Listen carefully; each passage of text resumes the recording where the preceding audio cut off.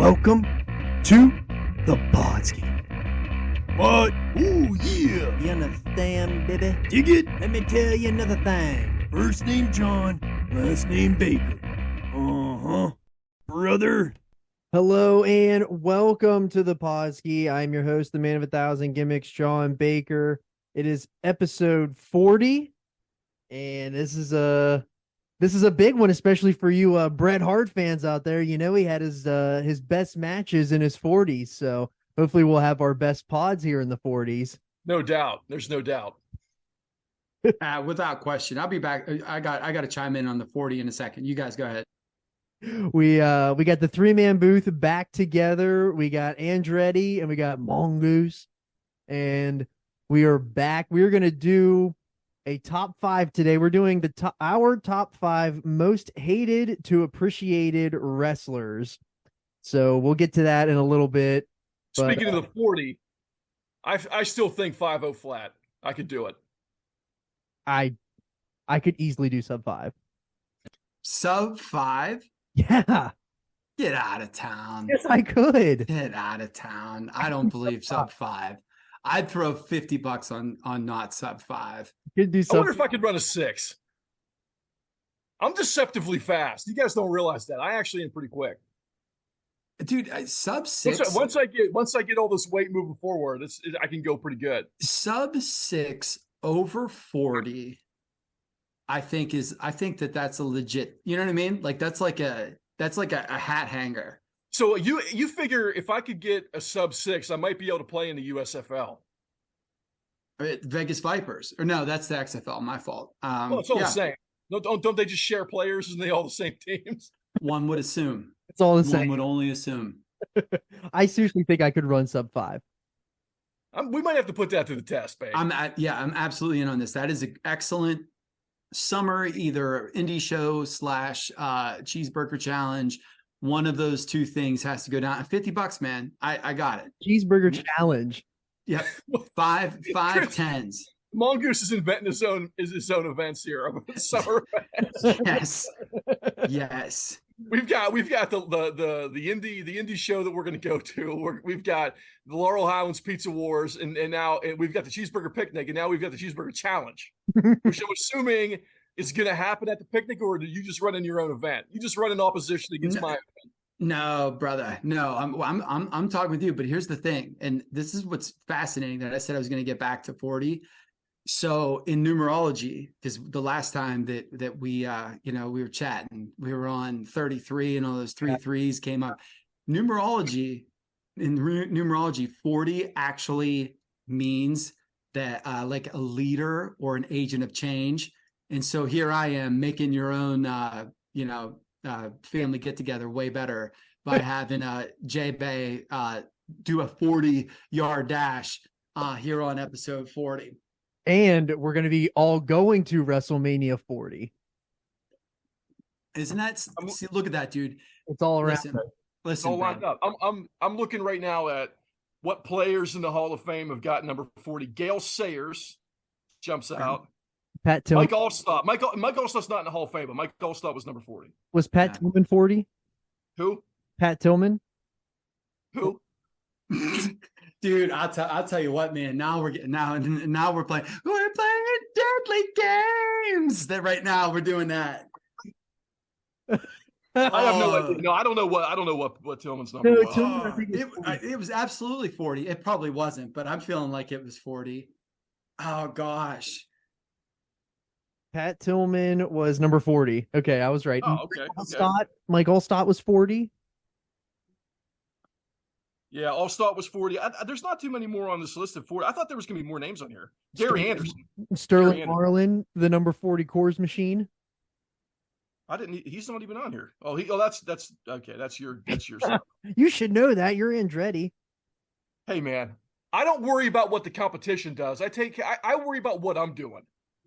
I control what I can control. How awesome was that Andretti fan club shirt that I found? Dude, I'm absolutely going to design a shirt. I'm going to make a shirt. I'm going to get it printed, and we're going to sell them. Oh my gosh. In religion, 40 seems to be shorthand for a long time.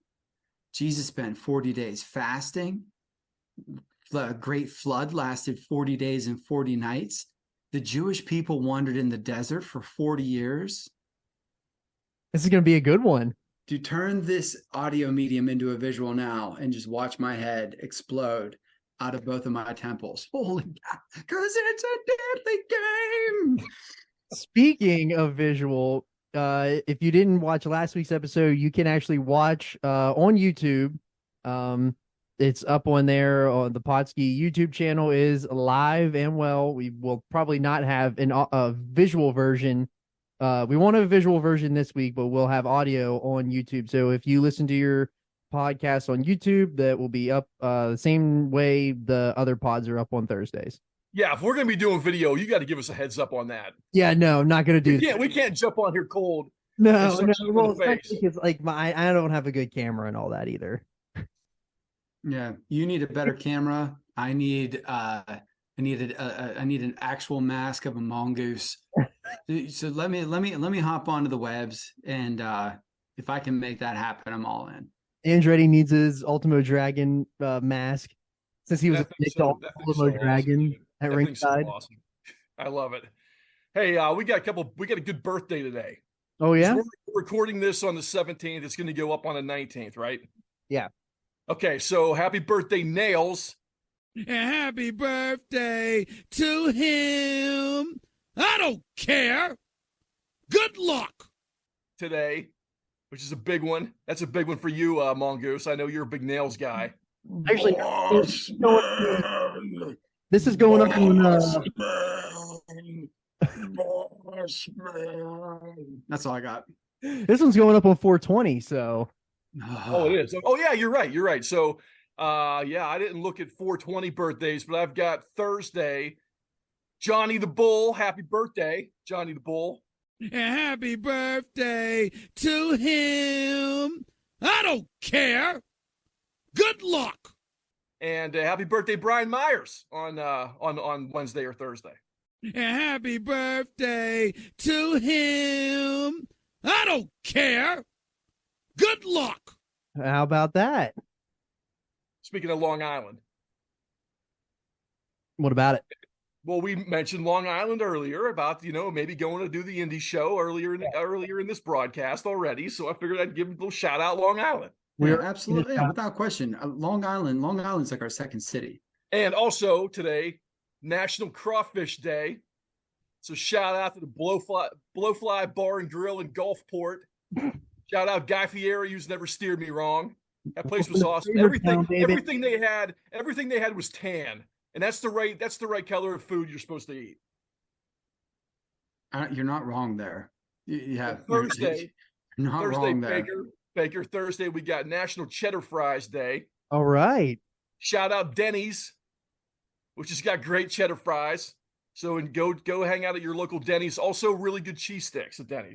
Really quick, if we're gonna bring Denny's into this, give me a breakfast and give me a non-breakfast item. You're going to Denny's at breakfast time. What are you getting? I really do like the Moons Over Miami. That sandwich is good. That's And the non-breakfast item, I'm going to go non-breakfast. Honestly, I think their cheese sticks are awesome. So I'm going to go with the cheese sticks. What you got, John? I've never been to Denny's after breakfast, or I only get breakfast at Denny's. So I always get the Grand Slam. Okay. Or Moons, Gotcha. Moons Over Miami is a close second. Yeah. Yep. Moons Over Miami is number one with a bullet. And my favorite non-breakfast item for years and years ago, I think it was called the barbecue chicken sandwich. Oh, baby, it was something else, man. Chicken barbecue sauce. It had like onion rings or something like that on it. Do you remember when we used to get that open-faced turkey sandwich at Eaton Park? Oh, it was fantastic. That wasn't turkey. I think it was chicken. I think it was a Fiesta chicken. I think is what it was called. Face. That was good. Yeah, dude. Yeah, it was whenever not no carb, but low carb was making its first sort of foray into the mainstream. Yeah, that was excellent. The old Atkins gimmick.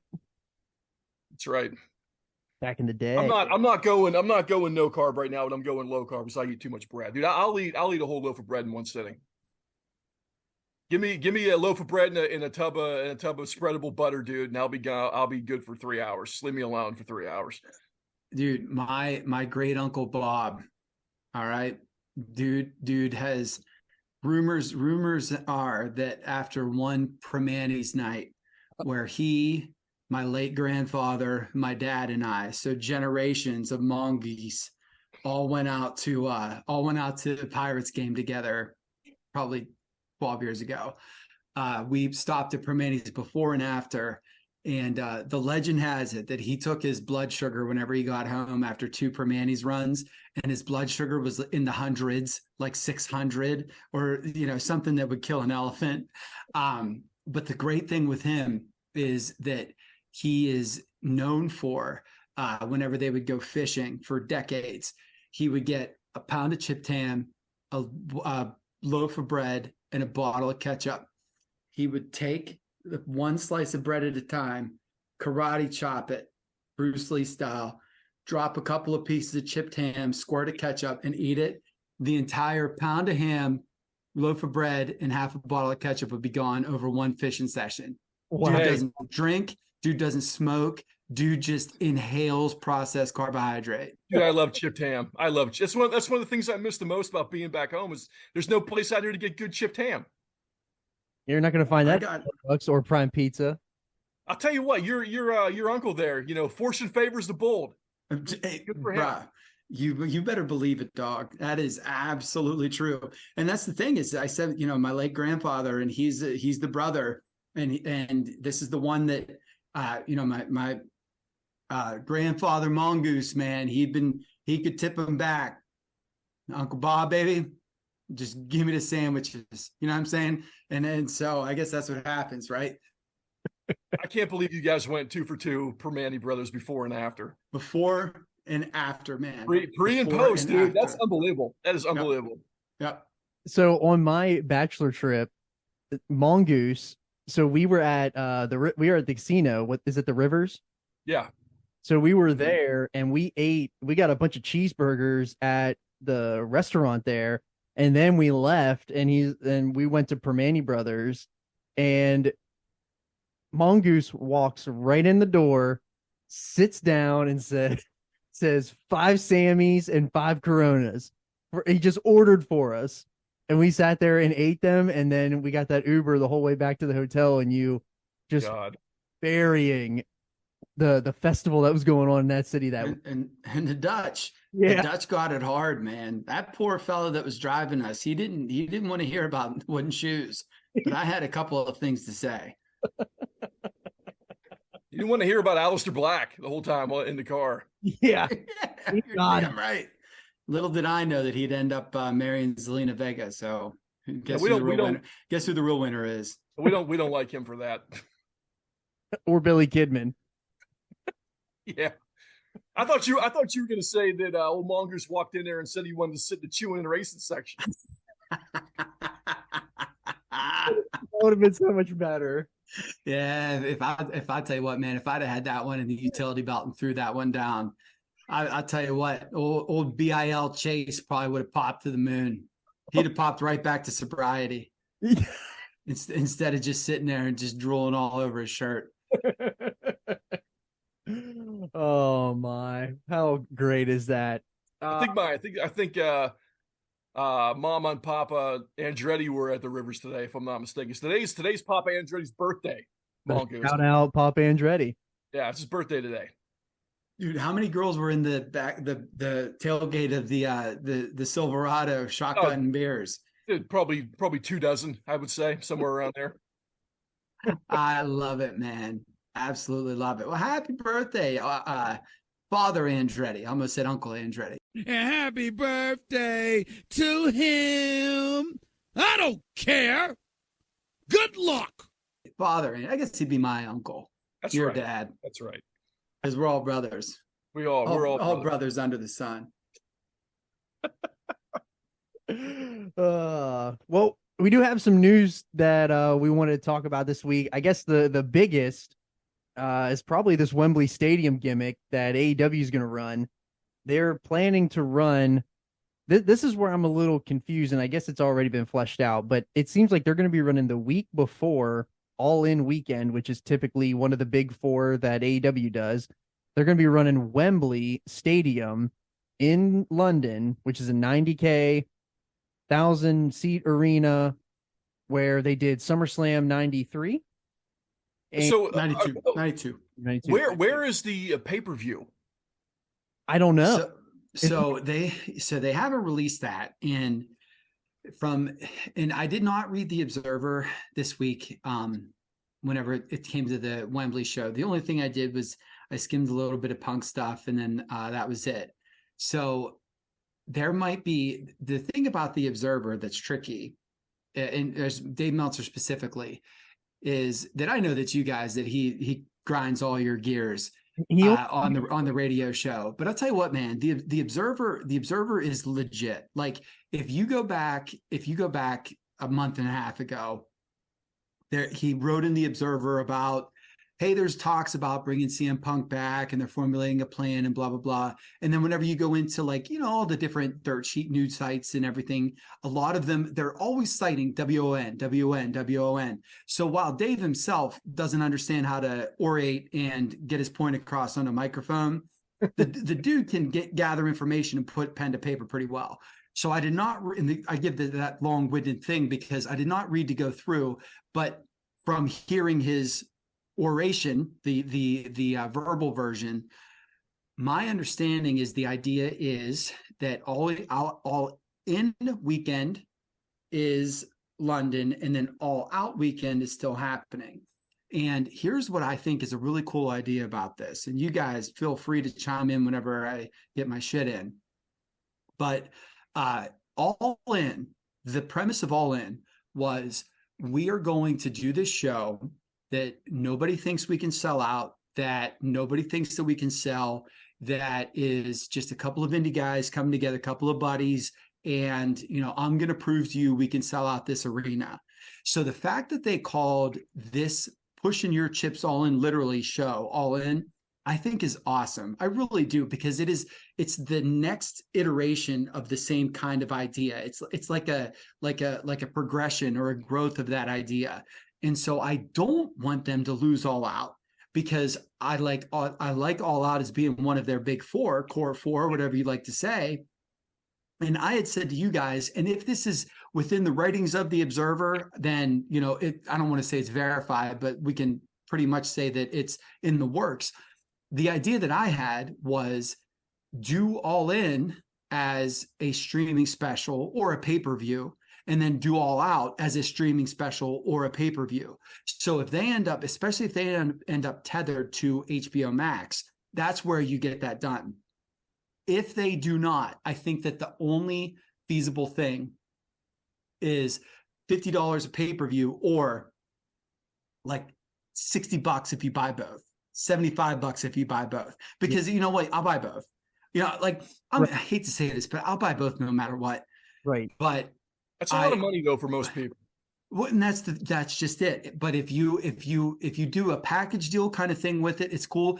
The one thing that I did hear Meltzer say, though, that actually stuck out to me big time was that the WWE tried that back-to-back pay-per-view model with like this Texas and Tuesday, or the New Year's, whatever that New Year's thing was, not the recent one, but maybe in like 04, 05. You know what I'm talking about? Where they did like the fan special Taboo Tuesday. Was that it? Yeah, I think Cyber, was it like the Cyber thing? Or? Yeah, they did Taboo Tuesday, and then they did like Cyber Wednesday or something like that. Yeah. And so that actually was demonstrated to not be a moneymaker.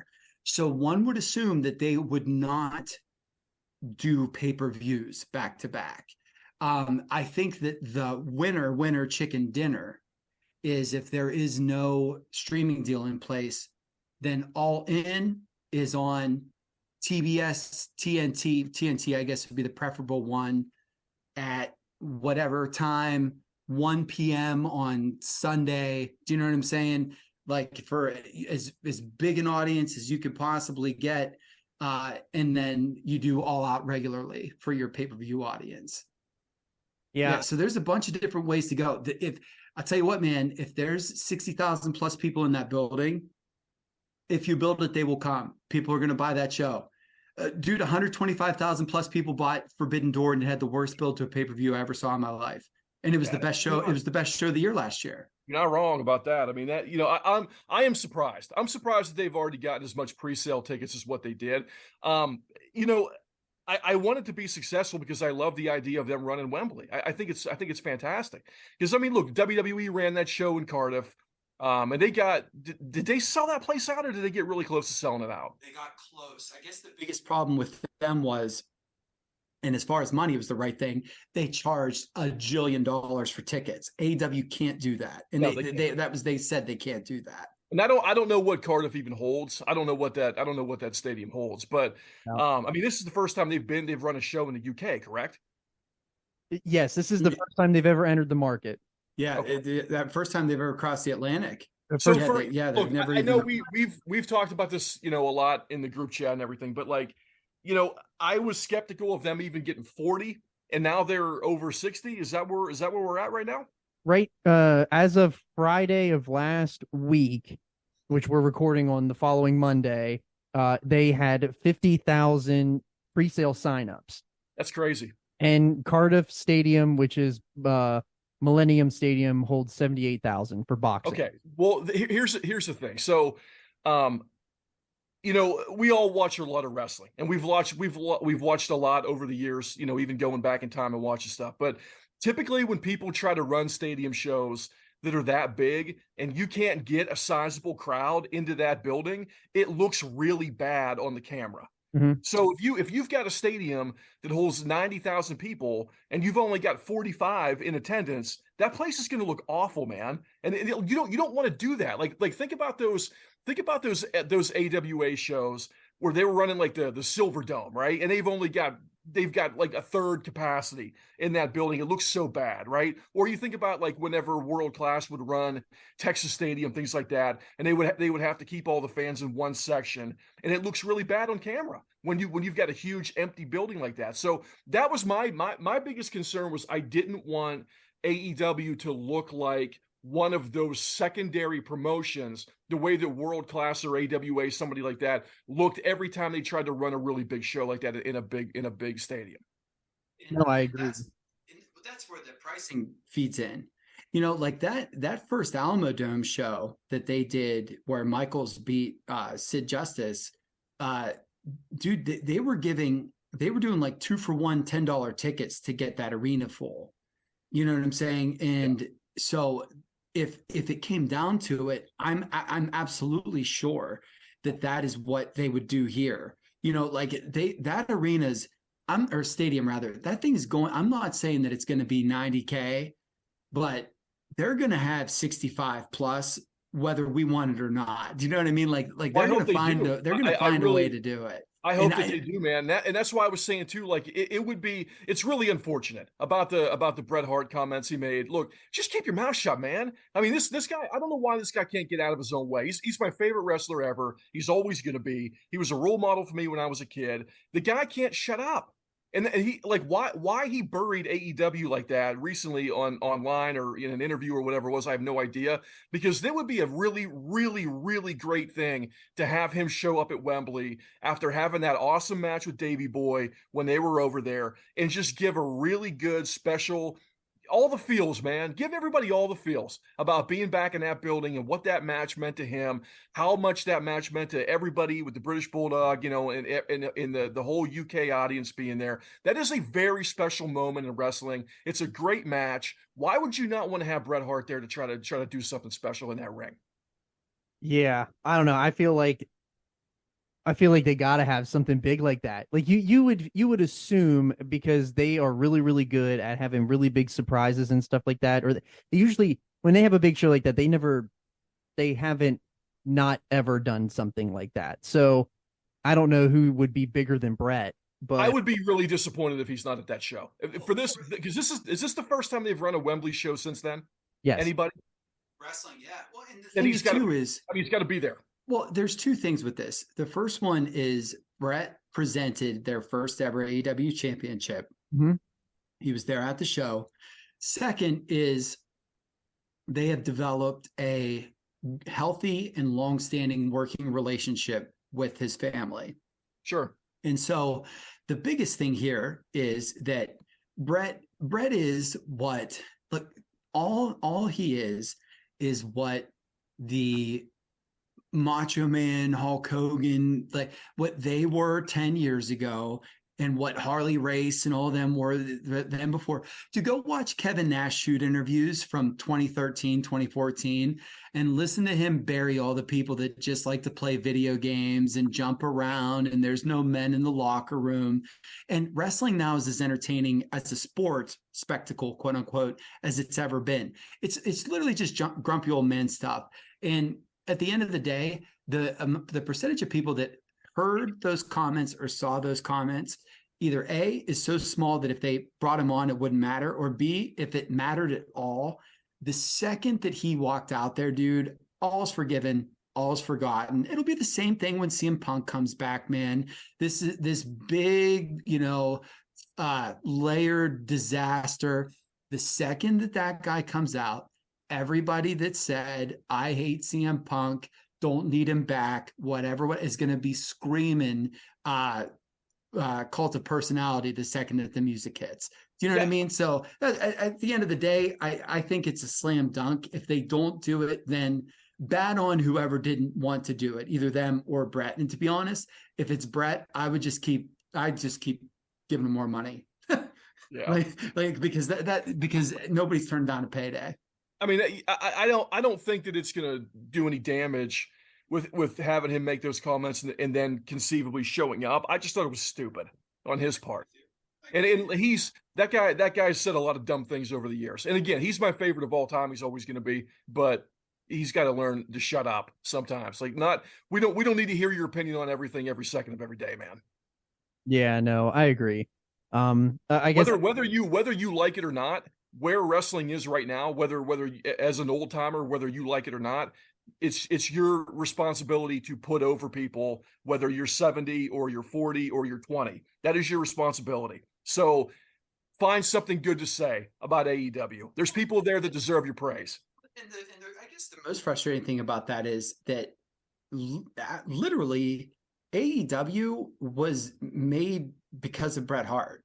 Yeah. Like those new gen skinny workers are what those guys in AEW are our age. Like they grew up watching Michaels and Hart and, even like your Scott Halls and some of those that were bigger, but not like they also freaks.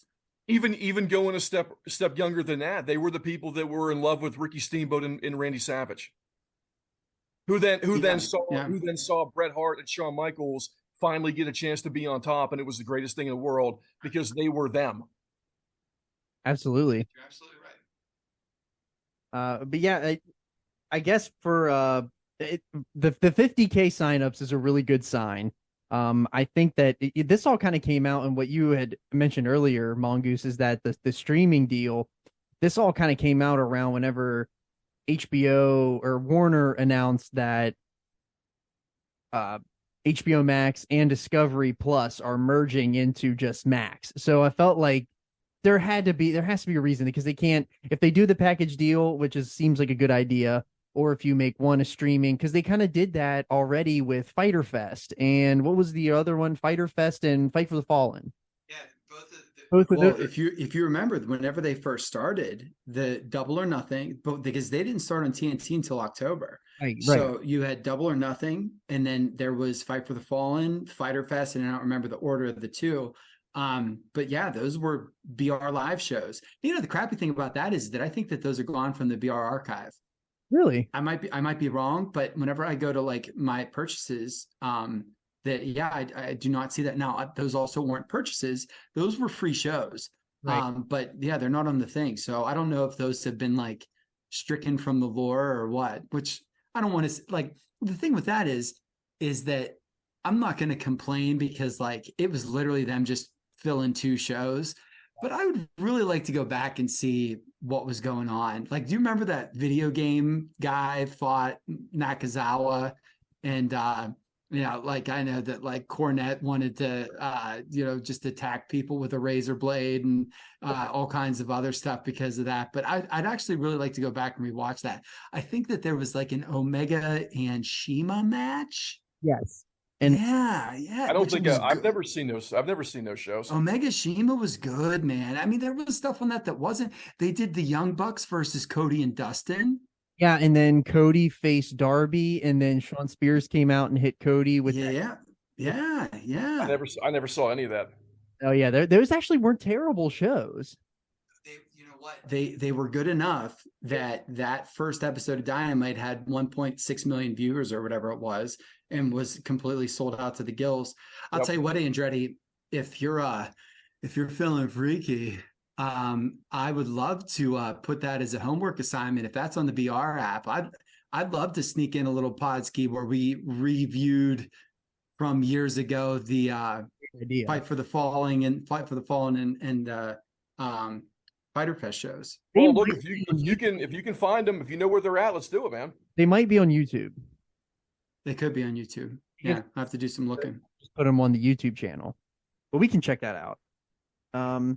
Speaking of, you mentioned Punk and you also mentioned Warner Media. So the other thing that I heard today is that AEW is getting a third wrestling show that is going to be a Saturday night WCW style show, and it's that'll save it.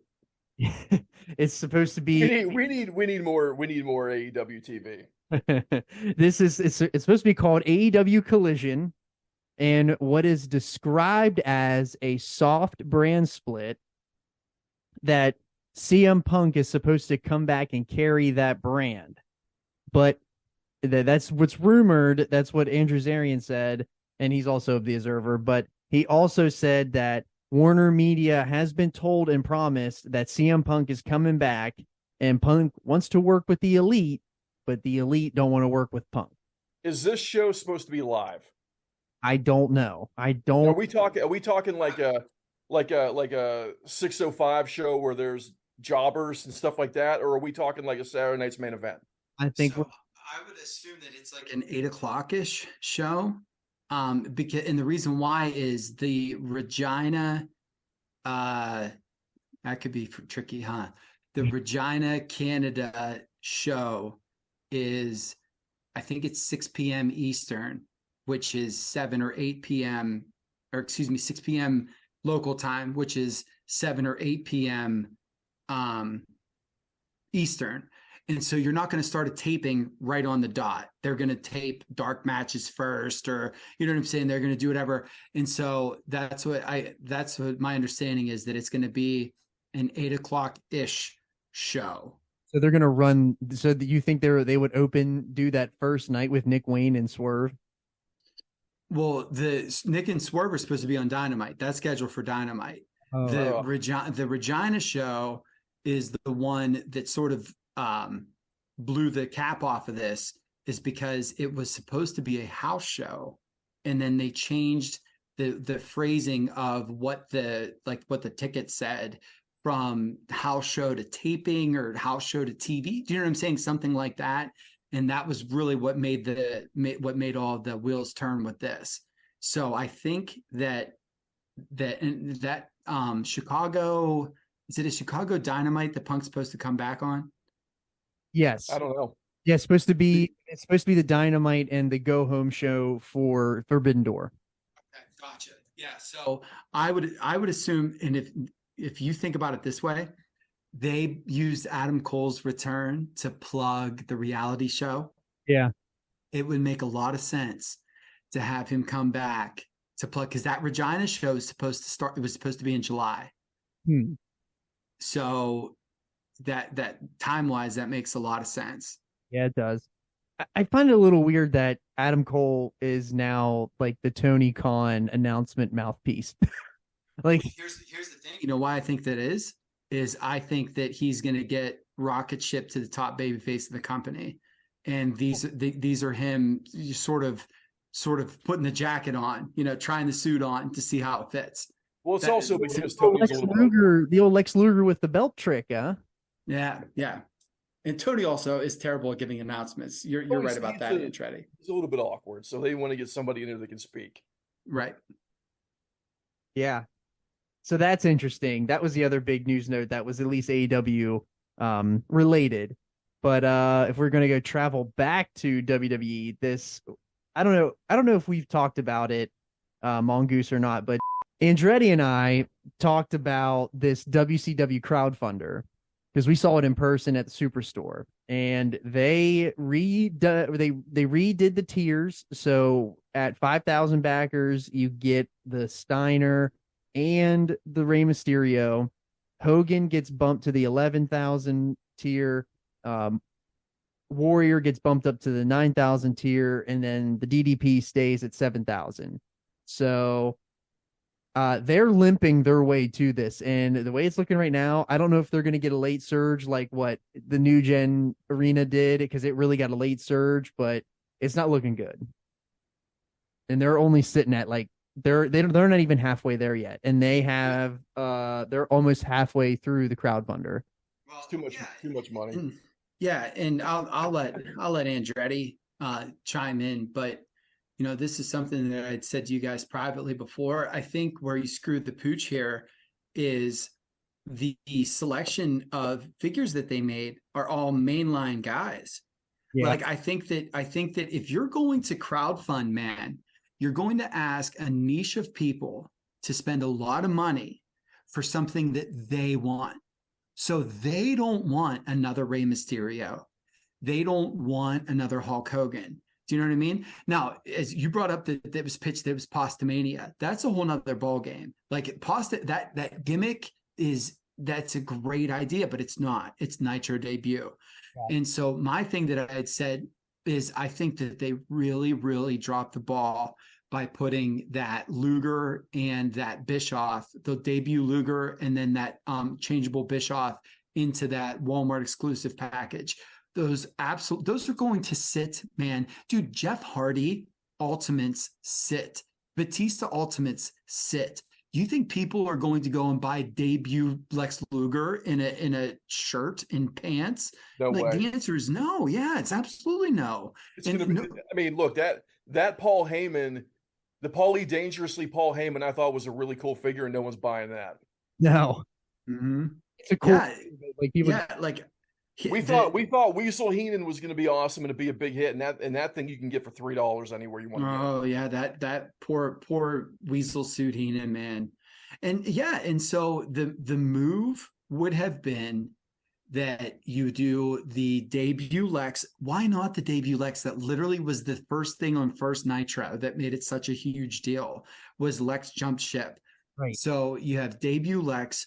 You have the changeable Bischoff. Your first big Papa Pump. I know Andretti said that we're going to get 1,000 Steiners, beep, and 1,000 Steiners, and he's right.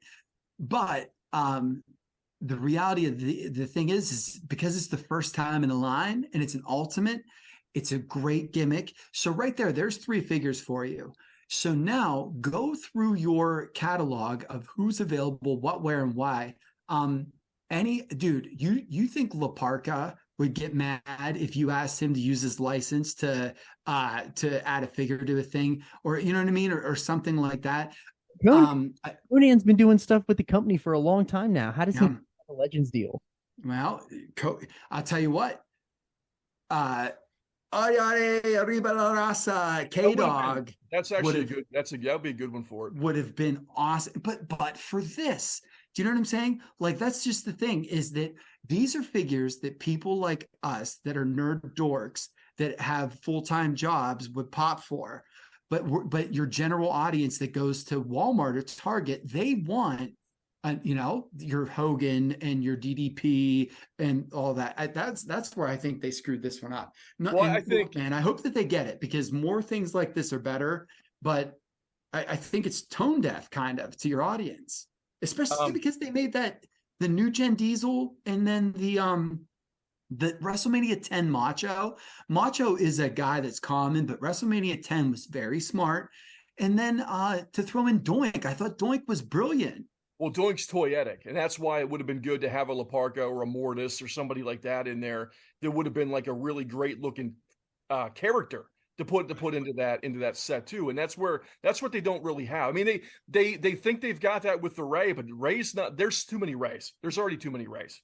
That's the biggest complaint that I've seen so far is that there's too many Hogans and there's too many Rays. Like that Hogan is already in a Legends line essentially. Like that 95, late 94, 95 WCW Hogan is literally in stores right now, and there's not much differentiation between that Hogan and the one that you're going to get in the Crowdfunder. I mean, what about like a King Iakea, like the Dungeon Master, something like that?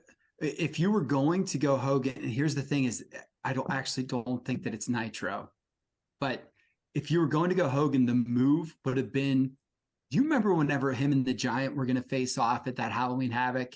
Yeah. And he went black. Yes. He's like something like that would have been the move. But I think that was 95, huh? So that was before Nitro. Was that before Nitro? When did Nitro debut? 95 or 96? I forgot. I don't remember. I think So if it's in the area, 5. I don't know. Even if it's not technically in the thing, that would have been cool. I just feel like they have people that are legends, or they have people that are within the system already that I felt like they could have done. Like, because even if so the 3 that you mentioned, the other 2 that I would have added to that would have been Canadian Tuxedo, Razor. Canadian Tuxedo Scott Hall is brilliant, man. That debut Scott Hall, and same with the debut Lex. He's gonna be an elite. Why would you not want to make him a part of this? And then you bring in Nash with the white hat and the black shirt, and like where he says like, "Look at the adjective. We're not here to play," like that, or like something real niche like Great American Bash, like where they threw Bischoff off the stage, like something like that would have been perfect, because they're already trying to. I thought that's what they were going to do, because they were announcing these Ultimate 2-packs and with the Usos at the end of the year. I thought this would be a great way to kick off the Legends line of that in the Crowdfunder, because that would interest people in sticking with the Legends and the 2-packs and the Ultimates. So I just think they kind of, I mean, I really like the figures that they did. I'm not in for the Hogan, and I didn't care for the Hogan. I guess the thing that makes the Hogan that you want for me is the belt was going to be a real WCW World Heavyweight title. It's going to be a fresh mold. So, because all the other ones that you get, they all have the WWE logo on them. This was going to be WWE brandless. So that would have been cool. And the fact that it would have been Postomania and that it got nixed somewhere down the line, that sucks. But I don't know. I just feel like they did the shuffling. The initial shuffling sucks, because then they had to come back and rebrand it. And now everyone knows that you can just wait and then back late. So, which sucks, because like when we saw this, like I've seen it in person, it's enormous. And I think that the other thing that they're not really telling you a lot is that it can be split in half. Like size of it can go a half to even a third of the size. And they're not, I feel like that's not out there. People are just like, well, it's so big, I don't have room for that. Well, it's like, well, no, like if you want to get it, like the size, it's customizable for size. So like if that's the only thing that's holding you back from buying it size wise, like it can be customizable. Like you can have it in smaller, slim configurations and stuff like that. That's what I've seen. But here's where I think that they screwed up though. With this one in particular, is you would have thought that, so the lesson that would have been learned from the new gen one would have been, to up your ante with your figures. Yes. What they did though was, instead of upping the ante with the figures, they added more figures, but they made the stage bigger. And dude, that new gen set I think is awesome. Yeah. There is not one place that I could display anything beside literally the WWE entrance lights. Yeah. Like that's it. And so I think that they went wrong in charging $400 for something that the overwhelming majority of people that would want to buy it would keep most of it just in a box in a room. Yeah. Do you know what I'm saying? Like that's just is it should have been, the idea should have been a curtain and a small ramp, like a stage set and a small ramp, and then these awesome figures. That's what I would have rather that have been, as opposed to this big huge stage. Well, here's the thing too. We are in escrow right now on a new house, and I'm not even in the house yet, and I'm already telling you I don't have room for it. Yeah. Most people don't. When Like I'm when gonna I- make room for it if it gets funded. I already have a plan of what I'm gonna do, but I have to make room for it.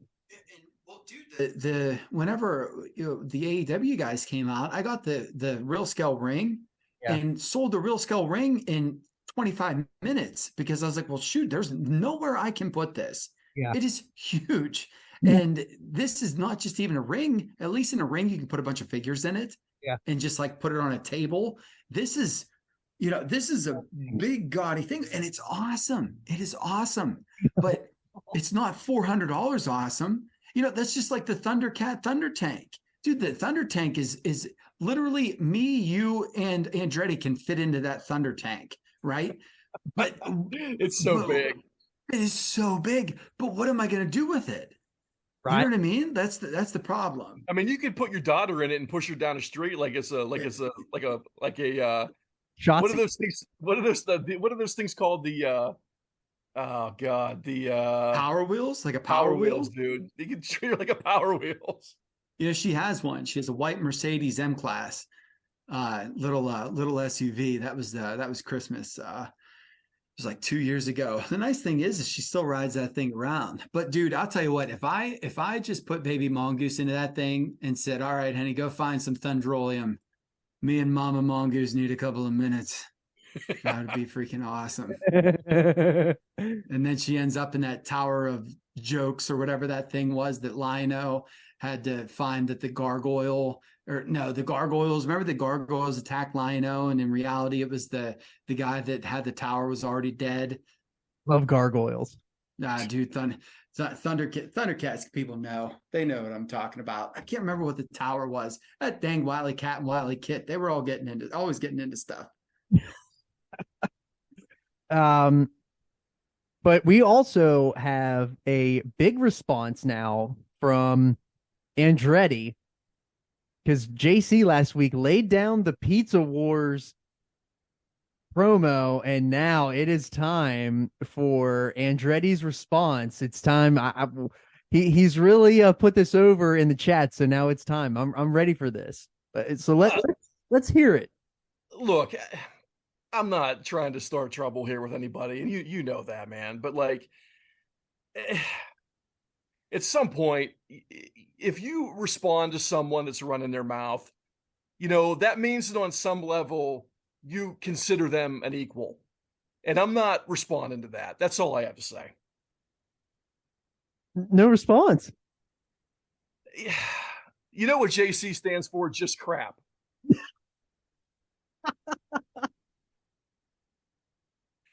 Look, he says he's a man of the people. Well, guess what? I mean, the people eat a lot of really bad pizza. The people eat seafood pizza. They eat pickle pizza.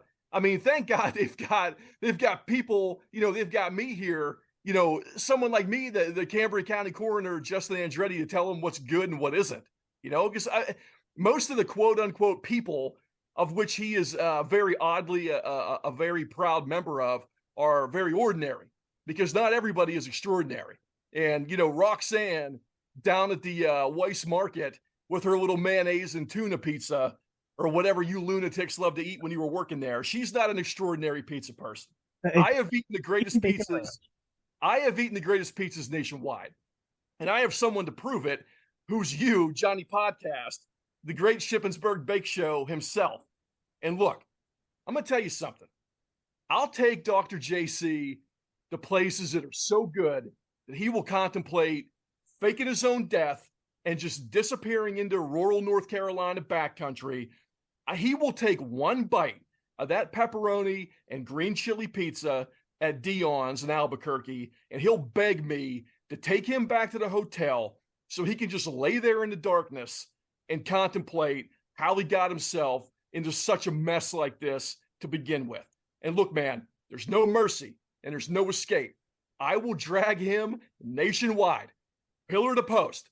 We'll go to those guys' pies in Vegas, and he's going to weep in the car. We'll go to Emo's outside of St. Louis, and he'll have a pizza so good and so unique that he'll actually be ashamed of himself to even try stepping in the ring with me. You want to go to the Star Tavern in Orange, New Jersey? I'll bulldog you over and over all the way down 280, and then all the way up High Street, and you're going to weep. You're going to weep in the car.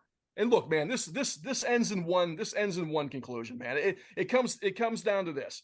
He's going to come with me and Dolan and whatever other creatures are man enough to get on the workload this July on the Laurel Highlands Pizza Wars #3, and he will cry in the car because the sweet sauce at Joey O's in Latrobe, the crust at Morris's in St. Michael, the whole shebang at Marlene's and Nanny Glow, brother. That's what it's going to be. And you're going to see what pizza really is. Now, look, hear me right now and save yourself the embarrassment. You might be a pizza player in your little Chambersburg pizza territory, right? But this is where the big boys play. And what works in places like Goofball, Greencastle, doesn't translate all the time into the big leagues, pal. This is like taking ECW out of the small theaters and putting it in an arena, is what it's going to be like. Now, all of a sudden, you realize Tommy Dreamer actually sucked. Say it again. And another thing. Let me talk to you, Wild Side. Listen up, you pizza peon. Congratulations on being the first Podski doctor. If I ever have a little tummy ache, I know who I'm going to call. But you better know who you're dealing with, brother, because I am the Timothy Thatcher of thin crust. I am the Pat Tanaka of pepperoni. I am the Gunther of green peppers.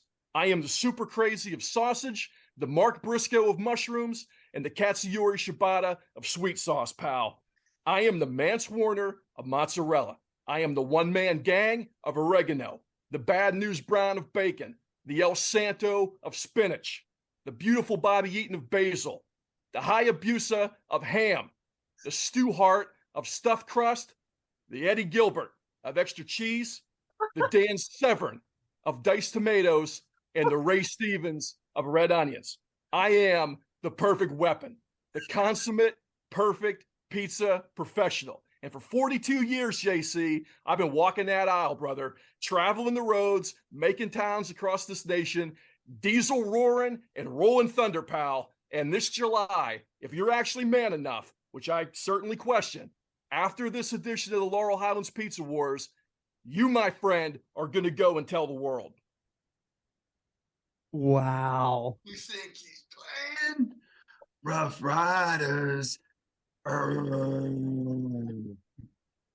Holy Andretti. Oh, dude, I'm not pregnant. Get in the car. Get in the car and find out. Get in the car and find out. Listen, brother. I'm not pregnant. I'm just full of pizza after that. Like it's like you injected my stomach full of crust and oh, I can't even talk. Mozzarella and sauce and sausage from coast to coast. Baby boy, that is how you lay down the gauntlet. 2 different gauntlets in one show. There's not going to be any mercy with this. If he gets in the car, he's going to eat better pizza than he's ever had in his life, and he's going to feel really bad about challenging me with anything. I got to tell you guys about pizza here really quick. Hmm. And I'm not going to be able to follow up what we just heard, but I have a little quick pizza anecdote from Western Pennsylvania. There was a night, this is years ago. I was but a Ute, and I was with the Slovak Ibushi, okay? Andretti's cousin, all right? What's the other one that we call him? The Kushida one there, Andretti. I mean, I know we called him Slovak Ibushi. That's the only thing I remember. I thought that we had a Kushida one too. So we decided on Ibushi over Kushida. That's right. That's right. The only So thing I know about Kushida is that he likes to bang the rats. As does my cousin. So we got Slovak Ibushi, and then we have the Scotsman, whose name consonants are backwards. Okay. So us two, we were a 3-man wrecking crew through the Summerhill Social Club for some time. And we had a night of drinks and merriment at the Summerhill Social Club. We walked back over to the Scotsman's abode, and I'm hungry, right? And so is Slovak Ibushi. And so we're like looking around, and oh, dude, Scotsman got himself he's got pizza, like a frozen pizza, Red Baron or whatever, right? And so we're looking, and who'd he ever beat? The Red Baron, who'd he ever beat? Well, listen, brother, we put this thing on. He has there's this metal disc, and it's attached to this thing that like goes up like this. And it's like a pizzazz or whatever. And so me and Slovak Ibushi are so out of it at this point in time that we couldn't figure out how it worked. So we thought that it was just something that like held while you put it into the oven. And if you guys don't know what a pizzazz is an electric pizza maker. So it is its own pizza oven. Yeah. And so we are preheating the oven. Cold Red Baron sitting on pizzazz while the oven preheats. Scotsman comes walking down the stairs and says, "Hey, what are you guys doing?" And we're like, "Oh, brother, we're going to make this pizza." And he's like, "Where?" And we're like, "In the oven." And he, get ready to beep, John. "What the you idiots? That's an electric pizza maker. You're going to burn my house down." Because we were going to put the electric pizzazz right into the pizza, right into the oven, and literally start a fire and literally burn down all of Summerhill. Dude lost his mind. At the end of the day, everything was saved. We put the Red Baron right straight onto the rack, and then all was good whenever we got those little baby pepperonis in our mouths afterwards. But yeah, man, that would have been a tragic tale of me having to be like, burned Scotsman's house down. You know, what happened? We got all busted up and put a pizzazz into the oven for a couple of minutes. You know what I'm saying? Well, that sounds like something the Italian stallion up the street from me would have done. Hey, Andretti! You want to hear a funny story about Slovak Ibushi? Hit it. They were never allowed to watch wrestling in that house for some reason. But every time you would go up there, there were Superfly, Jimmy Snuka, LJNs laying all over the house. Right. That makes sense, dude. Not only laying all over the house, I'm sure absolutely destroyed with markings, sticky. It probably had burn marks on them. Like all of those things, I'm very certain could have happened with that group of dudes. Yeah, the action figures in that house went through a brutal life, to say the least. Wow. Mongoose, do you have anything on your list? I think you have one thing you want to go before we hit the top 5. I did, and thank you for that. So before we got on, I was I was just sort of venting to old Bake about about minimal amount of show prep that I was able to do. Baby Mongoose, she was ill for a while, and then I got home today and I looked up at the calendar, and I saw that it was Monday, April 17th, and tomorrow being tax day. Your man had to sit down, he had to crack a tropical beer hug, and he had to start on the local taxis. And so I'm sitting there, and just for 45 minutes, man, plugging away at the local taxes. And I just thinking to myself the whole time, they call me Mr. Bill Collector, talking about made my money, no more easing up tonight, or however that goes. So, John, at this point in time for tax day, which by the time this drops is going to be afterwards, but if we can get a drop really quick of just the beginning of call me Mr. Bill Collector, I'd appreciate that for Uncle Sam, just. Don't call me Mr. Bill Collector, need me money, no, he's up tonight.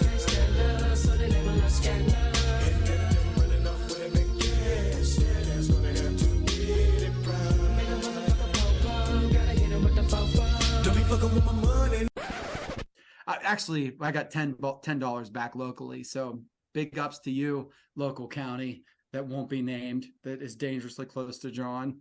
Yeah, that was all. Just wanted to shout out Bone Thugs and Harmony there really quick. East 1999 Internal, great album. If you haven't heard it, listen to it. Cleveland is the city where we come from, so run, run, run. Awesome. Also, I saw it. Bone Thugs and Harmony open up for Insane Clown Posse at a show one time. Can't add money. No, you can't, brother. That was interesting. That was interesting. Yeah, I never get money back on the local tax because the old work does not pull out my local tax. So I always owe all of it around tax time. So that always sucks. But I got one thing real quick. Because it is noteworthy. So Capital Collision that happened this past weekend, the New Japan show. Okay, we should talk about that real quick. So look, it was I didn't get to see the show. I saw the results. I read some of the reviews and everything. It sounds like it was okay. It was a decent enough show. I wanted to give a big congrats to Andretti pit crew member Mark Davis for adding another belt to our trophy case. The APC is doing really well right now. We're really healthy with Mark running one of the cars, man. We're really happy with him doing that. So congratulations to him. I know that a couple other things about that show. I wish I would have got to see the Zack Sabre Jr. and Filthy Tom match. I wanted to see that, but I didn't want to pay for it. Ishii and Desperado, it sounds like Ishii finally got a win. It seems like that guy hasn't won a match in about 30 years. I saw that Kenta beat Eddie Edwards. I wish that would have been. I heard that Bushi match freaking rocked. I'm sure it did. Yeah, I heard that was awesome. Yeah, I'm sure it did. Kenta beat Eddie Edwards. Why Eddie Edwards is ever on a main card, I don't know. But it sounds like we're going to get Hikuleo and Kenta at Dontaku, which I think is going to be really awesome. The one thing that I did hear about that show is that Lance Archer called out Omega for Forbidden Door, and if that's what they're going to put on for Forbidden Door is Omega versus Lance Archer, I hope that someone hits Tony Khan in the face with his clipboard. Yeah. Well, but that's they're in a tournament, so the winner of the tournament, that tournament's being decided at Dominion. Okay. So he and I, yeah. So Ospreay and Tanahashi, I believe, are the other two people. Now Tanahashi has a broken rib, and Ospreay is wrestling with one arm. So I don't know, if they're going to make a change or whatever to that. But the thing that I had first assumed whenever I heard this tournament was, Ospreay is going to win at Dominion, and they're going to do Ospreay and Omega 2 at Dominion, or excuse me, at Forbidden Door. But Ospreay Omega 2 needs to be saved until England, unless they do go Ospreay Omega 2 in the US and Omega puts him over, and then they go to England and Omega puts him over again, which, look, man, who's mad at that? Why not? Not mad. Like the only thing that matters is that Ospreay needs to beat Kenny Omega at Wembley. That is if that happens, that is everything that the WWE should have done with Sami Zayn in Montreal. That is Cody at Mania 39. That is those all rolled up into one, where you're just reading the room and you're saying, thanks for coming out. Here's the big thing that you wanted, and we'll see you again next time. And if you could turn that into a every other year kind of deal or whatever, those are the ways that you do it, man. You don't go in there. Vince would have Omega and Ospreay, and then Omega and Don Callis, dastardly beat Ospreay or whatever in the end for heat. But I think that the only move here is that Ospreay goes over Omega at Wembley. Absolutely agree.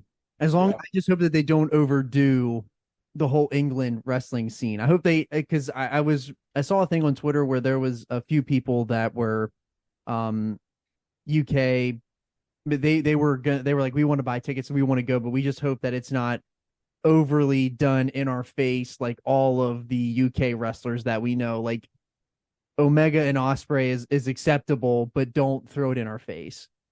Well, see, there's a huge Rev Pro show that's going to be the day before. Okay. So that should be where the big Rev Pro guys are. God, now I want to go to this show, man. And so that's when is this? September. No, it's August 27th. Yeah, it's the weekend before Labor Day. 7th, I think. I'm going to look into this. Yeah, I'd go. I'm not saying I can. I'm not saying I can do it, but I'm going to look into it. Right, John, get ready to beep again. But I'd go. But the king. Yeah. We'll add the bleep in there for you. Yeah, you know how awesome that would be though to get to go to Wembley. Well, that would be absolutely incredible. This should be, by all accounts, and I'm assuming that they're too smart to screw this up. This should be one of those like just game changer shows. Yes. That we talk about for 20 years. This should be their big like Vince wanted to make WrestleMania the big thing. Like this should be like the AEW's chance to make a statement like that. Like it doesn't have to be the WrestleMania every year. No, dude, we still talk about SummerSlam 92.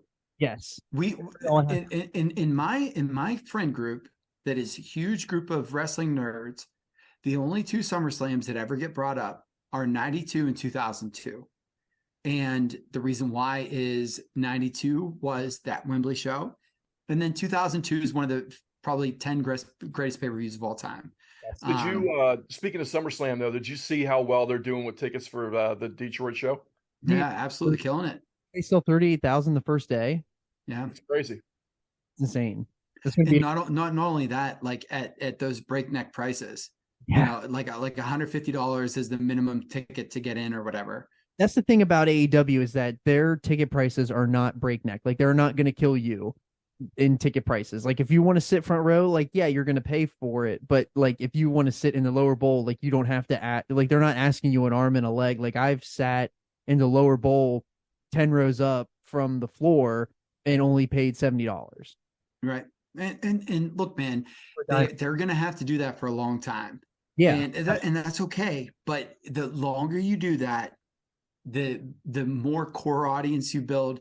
And here's the most important thing with AEW doing this. And I'm not breaking any news here, but like, it's something that I feel like I haven't heard from people that talk.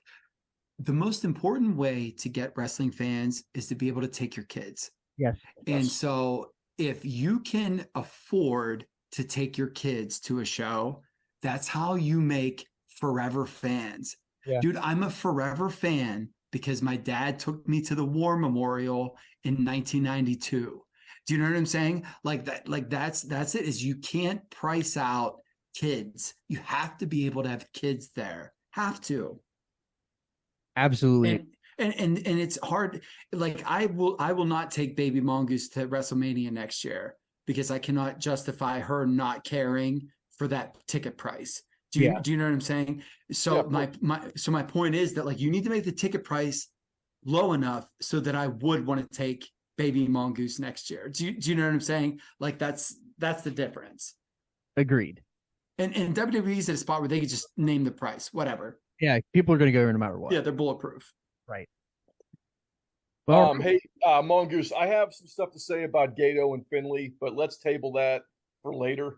Okay. But because I know you had some stuff you wanted to say too, but we can talk about that some other time. But I did want to say about that Capital Collision show though, that I think adding Clark Connors to Bullet Club is great. Oh, it's awesome. Yeah, good idea. Okay, and here's the thing.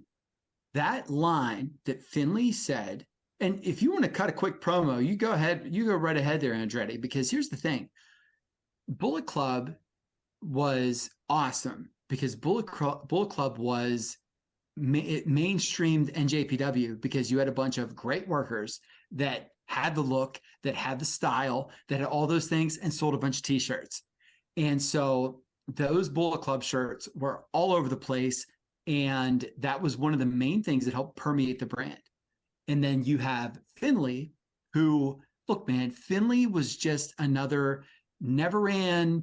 Like, Finley in New Japan is Lance Archer in AEW, meaning he is a guy that can work with anybody and have a fine match.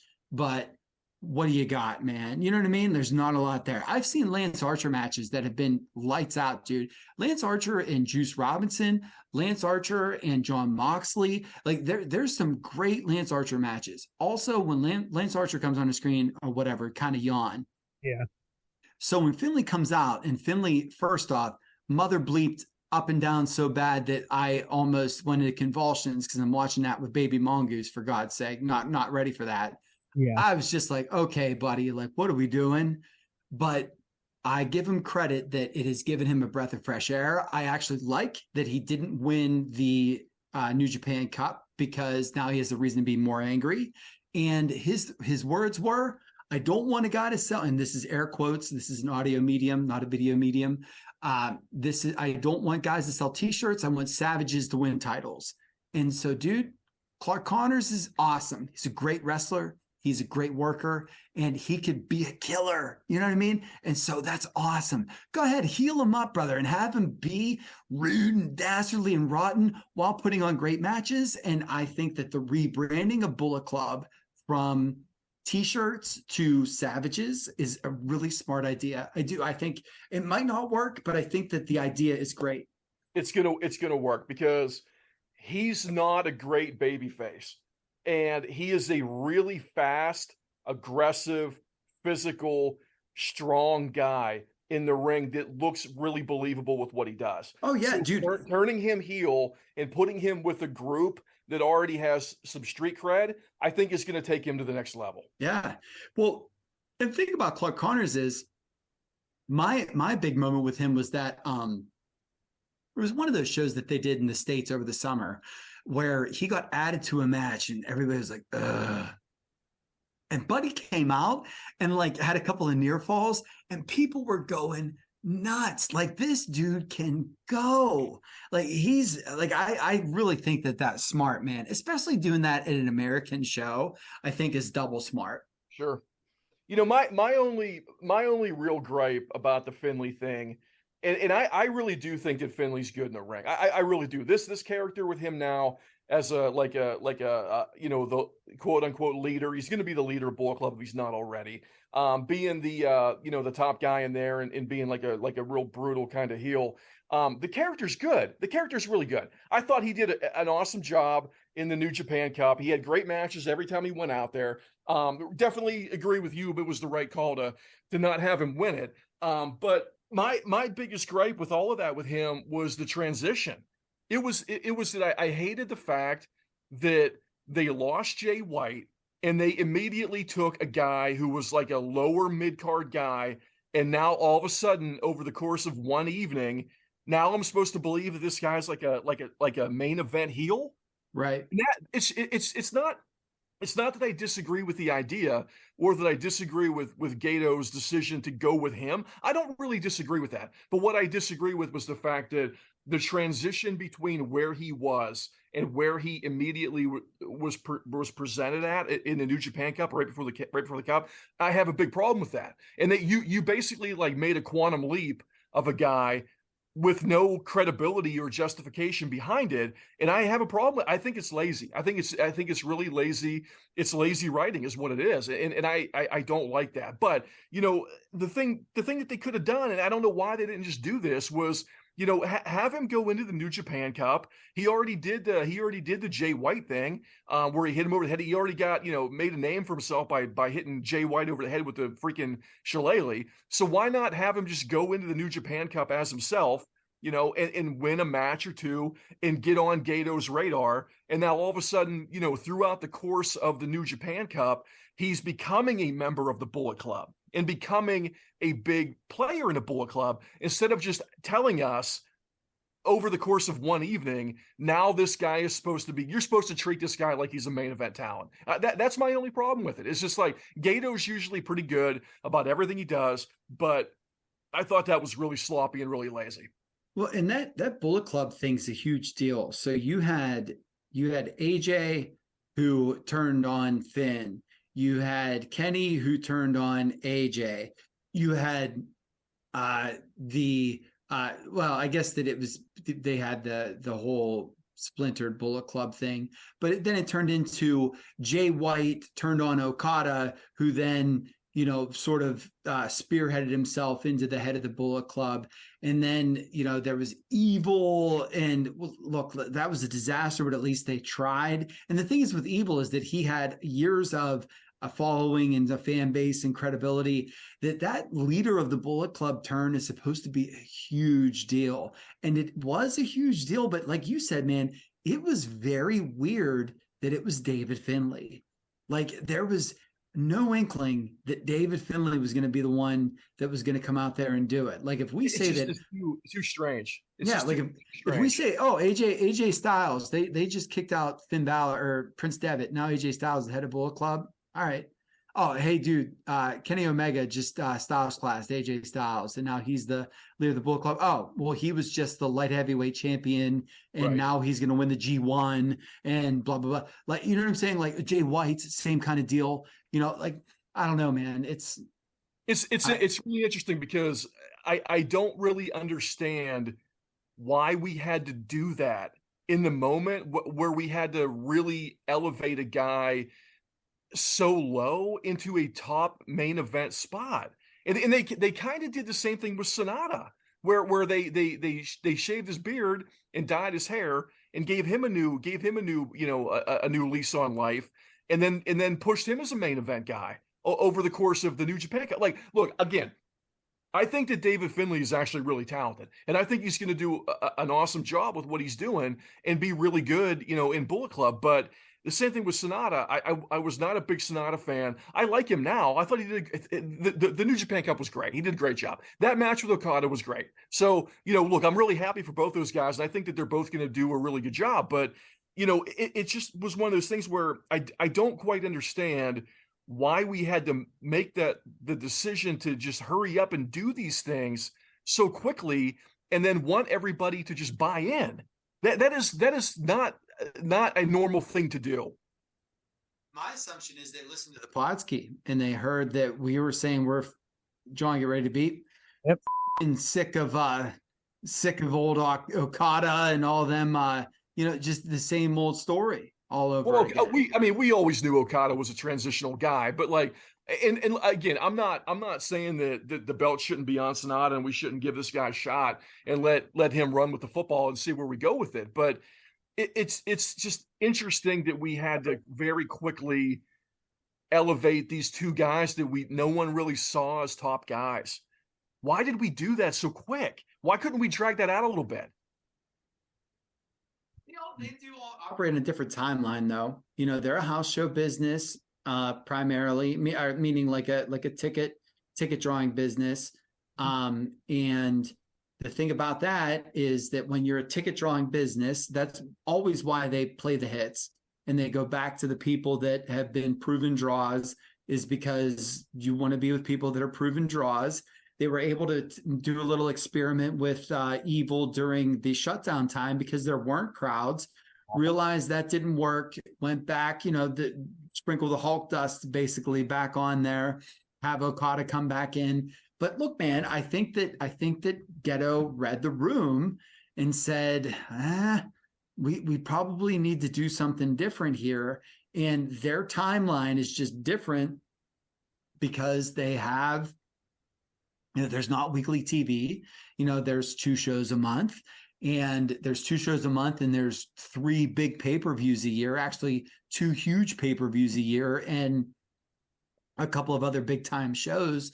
And so, I guess it was basically, if we want to be cranking on all cylinders at Dominion, we have to do this now. That's the only way that I can justify that. Yeah, well, one of the things that I like too is the fact that they're going to let Takahashi challenge for that belt. And that's typically not something that they do, where they don't really let light heavyweights challenge for that IWGP heavyweight title. Yeah. So, and I think archery show special. Look, that's a big deal. Hiromu going after that belt is a big deal. Now, why they had him eat the pin from Kanemaru at Capital Collision, I don't understand why they would do that. But I mean, I am looking forward to Takahashi and Sonata. I think that match will be really good, especially old stablemate stuff like that. I think, yeah, I agree. Awesome. That's all I got on. I just wanted to I had to get all my stuff in on New Japan here real quick. Yeah. All right. Well, guess we're gonna get into our real top 5 here. The we'll hit the music now. Top 5 with Andretti, Mongoose, and the man of 1,000 gimmicks, John Baker. So yeah, this is going to be our top 5 most hated to appreciated wrestlers, and I think Andretti and I might have some overlaps here, but I hope not. But who wants to go first on their top 5? Because I feel like this is gonna be awesome. I feel like we're gonna have a varying list here out of everybody. Well, if we end up having some overlap, let's just jump in there on the spot, and Okay. we can like if you and I both have the same guy, let's just jump in together right there instead of having to go over it again. All right, yeah. Do you want to go first, or does Mongoose want to go first? I don't care. I can go first. It's fine. I had an honorable mention. My honorable mention was Michael Cole, because I've been really down on him for decades. But it turns out it was never his fault. So it was the guy yelling into the earpiece. But look, Michael Cole has done a really good job. He's actually super good at what he does. And I'm glad that he's kind of getting a little more freedom to be himself on the microphone and do commentary. And he's been markedly a heck of a lot better than what he's been, the last couple decades. I actually had Michael Cole before and crossed him off. So that was an excellent one, because just as you said, dude, I spent the better part of 25 years hating everything that he said. And then whenever I got a chance to hear him say his things, I hated him way less. I thought that he was really good. And you know what I really like is that even though he's probably getting produced more and more now, that SmackDown show that we just had on Friday, dude,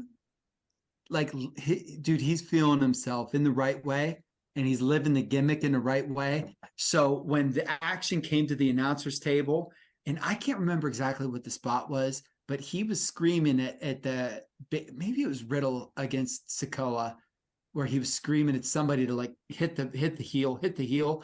And so, Cole's right there on camera, and he's hit him. And I was like, man, this, you know what, dude, you found yourself. And I really, really do appreciate him. So that was a great one there, Andretti. Good one. I think all 3 of us wanted to put Michael Cole on our list because of how much better he is now. So bravo as a great honorable mention. What I wanted to do too with mine was, I have a little bit of a tendency here on the show to go back in time and look at old school stuff, but I actually wanted to keep this a little current. So all my guys on my top 5 and the honorable mention are all people who are working right now. But my number 5 was really quick. It's funny you said that, because when we were doing the pre-pod chat, I literally said to John, dude, I keep going back and forth because there have been face turns that changed my life. Yeah. Do you know what I'm saying? But I didn't want that to be, I knew that it was different context than what we were asking for here. So I had all current guys, but that's funny that you said that. Yeah, for sure. So my number 5 is a guy that I buried thousands of times over in NXT, to the point where I would literally send tweets to him and Triple H being like, this guy is absolute crap. Why did you sign him? He can't work. This isn't working. Get rid of him. He's lazy. He doesn't want to be there. You can tell it on his face when he's in the ring. Get rid of Hideo Itami. Kenta sucks. But now, I'm telling you right now, Kenta is in my top 5 favorite people that's working right now. That guy is awesome in the ring. I love everything he does. He's an unbelievably talented heel. I love him in Bullet Club. I love his mannerisms. I love everything he does in the ring. He's fantastic. I'm going to buy your shirt. Kenta, you're the man. I love you. The thing about Hideo Itami or Kenta is that man, when he was at NXT, he could not stay. He was never once healthy. He was only healthy for the launch of NXT, the real black and gold brand. And he was there for a short amount of time. And then he got hurt and then he'd be out for a year and then he'd come back and then he'd be there for 2 months and he was just starting to build steam. And then he'd get hurt right away again. Like that dude had some really, really bad luck. But the thing too was like his wrestling style in NXT is so different than what he's doing right now with Kenta, man. I mean, it like what he's found himself doing now. He's kind of found his stride and found his groove, and he's fantastic. Yeah, and kudos to him for changing the game up a little bit because we saw him at the New Japan show and the Mark Hitchcock show, I believe. But he was awesome in both of those shows. Sure. Well, and that goes to the Filthy Tom was the one that I would say this that because Filthy Tom was at the Performance Center, and basically he was like, when you go to the Performance Center, like you work one way, like it is taking 100 pitchers and making them all throw from the same wind up and arm angle. Yeah. You know what I mean? Like that's and so the fact that the fact that it didn't work there for him could have like his perceived laziness, whatever you want to say. I hate to say it, man, but that could have been one of those. We've all got the job assignments where we're like, bro, this ain't it. Like you're totally right. Let me get to the end here. And so no, look, man, you should work at your capacity for your employer. But that being said, if what your employer wants you to do isn't what you do best, you know what I'm saying? That's tough too. And so, that I think that's the part that's, I don't want to call it redeeming, but do you get what I'm trying to say there? I think it sort of builds to the lore a little bit more, is that there was all this sort of under the surface that was able to then, really find itself after he was able to, go back and do his own thing. We got for 4. I mean, do you want me to go through all mine, or do you want to just go back and forth? It's up to you guys. Oh, you give us yours and then we'll. Yeah. All right, yeah, we can do that. Okay, so my number 4, I actually had Riho at number 4. And yeah, the thing I wanted to say about her was when she and I'm a victim of this. I'm a victim of this too, which is why I'm bringing it up. So when she first came out on AEW, she was very, very different than everybody that we had seen, right? Because I mean, for decades, we had kind of gotten accustomed to divas wrestling, right? Where it was like, these lingerie models that get thrown in a ring, stuff like that, with sprinkled here and there with women that were actually pretty good at what they did. But for the most part, we did not get women who were presented or acted like Riho in the ring, and even when she came out and she started wrestling, everybody, well, not everybody, but obviously a lot of people that were part of like the United States audience, we just weren't used to that, man. And we weren't accustomed to kind of seeing that kind of style and that kind of like size of a person to be treated like they were a championship contender, right? So I didn't like her at all. And I've always hated her gear. I still don't really like her gear that much.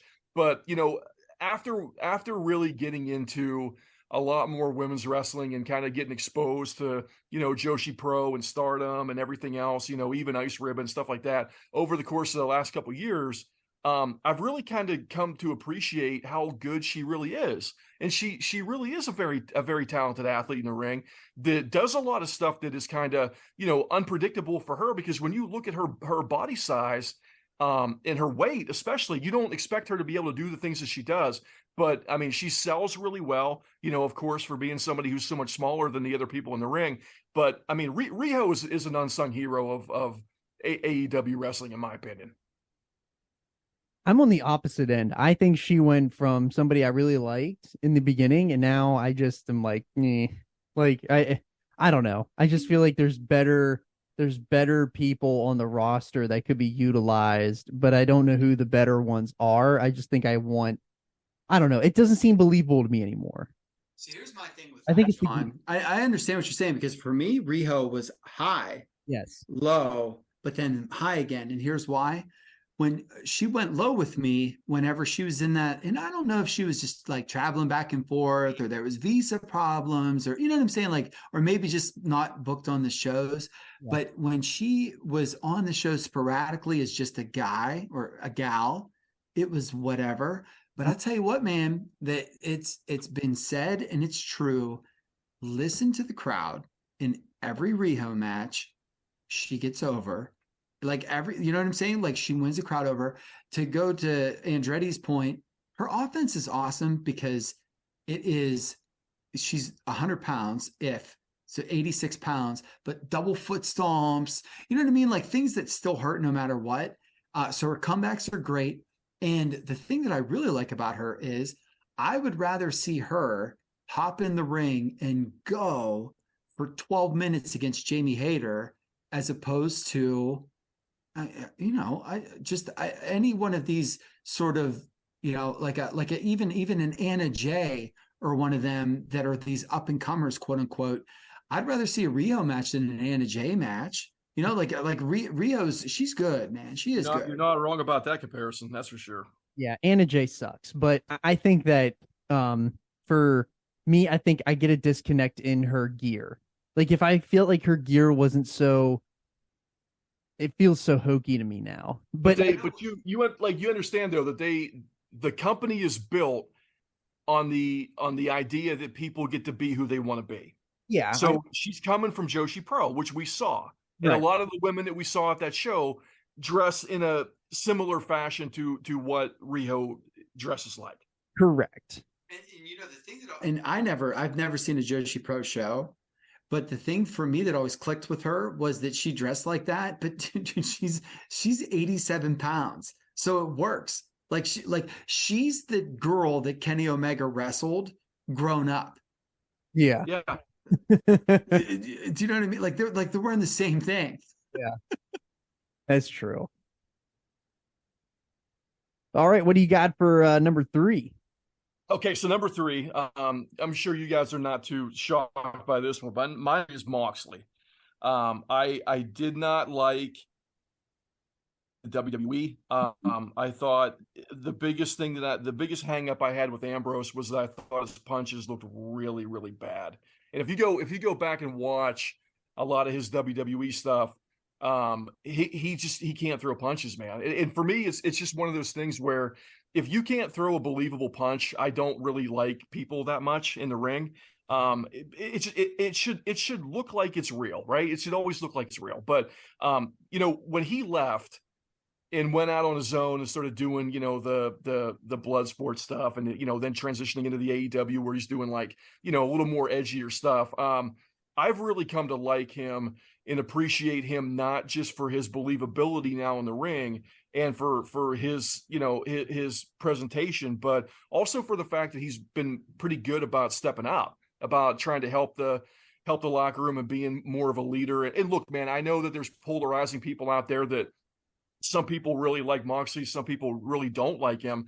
And there's not a whole lot of people in between. He's kind of one of those guys where you either really like him and you're all in, or you're not at all. And for me, I've gone 180 degrees on that guy for sure over the course of his career, where now, when he comes on the screen, I get excited and I'm happy to see him because I know the match is going to be good. Yeah, for me, I would say Moxley is for sure he's definitely an honorable mention. He's not on my list, but for sure, because I hated Ambrose. Anytime you saw him, I hated that stupid wife beater, that gray, dirty looking wife beater. It was terrible. He always did that, like between the ropes and then lariat. Like, we were all about giving people lariats here on the Podski, but I couldn't stand the way that they portrayed Ambrose. And what did he say? Sucker. That was Roman that said suffer and succotash, but the whole Moxley deal, the Ambrose, they did too much and they made him so hokey. But whenever he debuted at Double or Nothing, that was awesome. And he's been awesome ever since. Does he bleed a little bit too much for me sometimes? Absolutely. think everyone can agree on that. But that's his. Well, I remember telling you guys too that it towards the end of that run with him in WWE, it got so stupid that he was like that guy was at any moment he was about 2 or 3 weeks away from becoming Spike Dudley. Yeah, really close. Well, but the thing with that is that he had all but said that was how he was being written. Right. He wasn't happy. They knew he wasn't happy. We just talked about Kenta, literally same. Like it's the same face, different hat. But I've always been a Mox guy. Bake knows that. He's been one of my main men for a long time. But when you said about him being a locker room guy and stuff about that, Snyder, remember that one? The big thing was when Jim Valley was going through all of his problems, there was these donor lists and of people that were donating to Jim Valley having all of these surgeries because he was in this like 7th near-death experience. And, John Good was one of the people that donated, a couple of $1,000s, which is, dude, it's awesome. This is just a rando, broken-voiced wrestling journalist from Portland or whatever. And here's John Moxley kicking him a couple grand to help his hospital bills. You know what I mean? Like that's really cool. And then also the fact that he had a kid, and this is, I will not cry on the Podski, but the fact that he had a little girl and then sent himself to rehab so that he would get okay. Like, I think that's really awesome too. So yeah, Mox is the man. And I'm under the impression too that he really has gotten the alcohol under control, right? Dude, the fact he lost 40 pounds instantly. So that's how you know. That's look crazy. Look at pictures of him in 2020, 2021, and look at pictures of him now.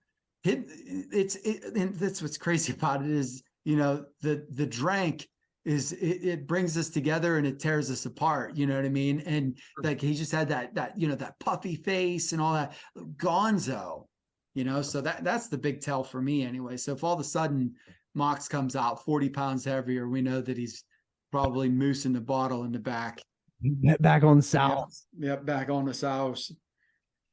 Number 2, what do you got for your number 2? Number 2, I got Seth Rollins for number 2. And this is a guy you guys know I've gone 180 on this guy. But I've really come around to him, and I don't know exactly why.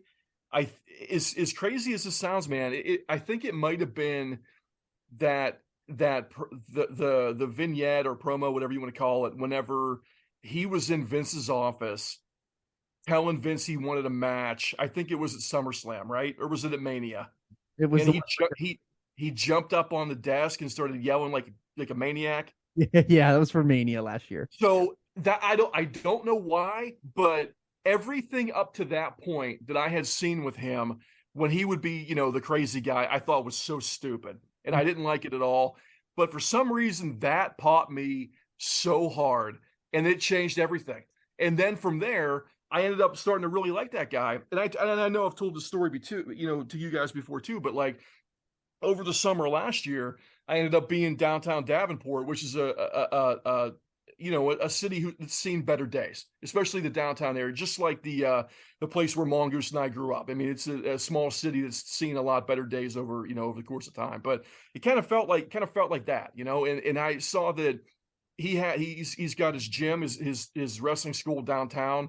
I remember being right outside that building, man, and seeing people in there working and everybody was, doing their thing. And I was like, you know what, man, like it just clicked. It just clicked all of a sudden. So, then I started really paying attention to him a little bit more in terms of just like how good he is in the ring and how talented he is. And they really did miss something with him where they had a chance to make him the number one guy in that company and run with him as the main guy. And they didn't do it.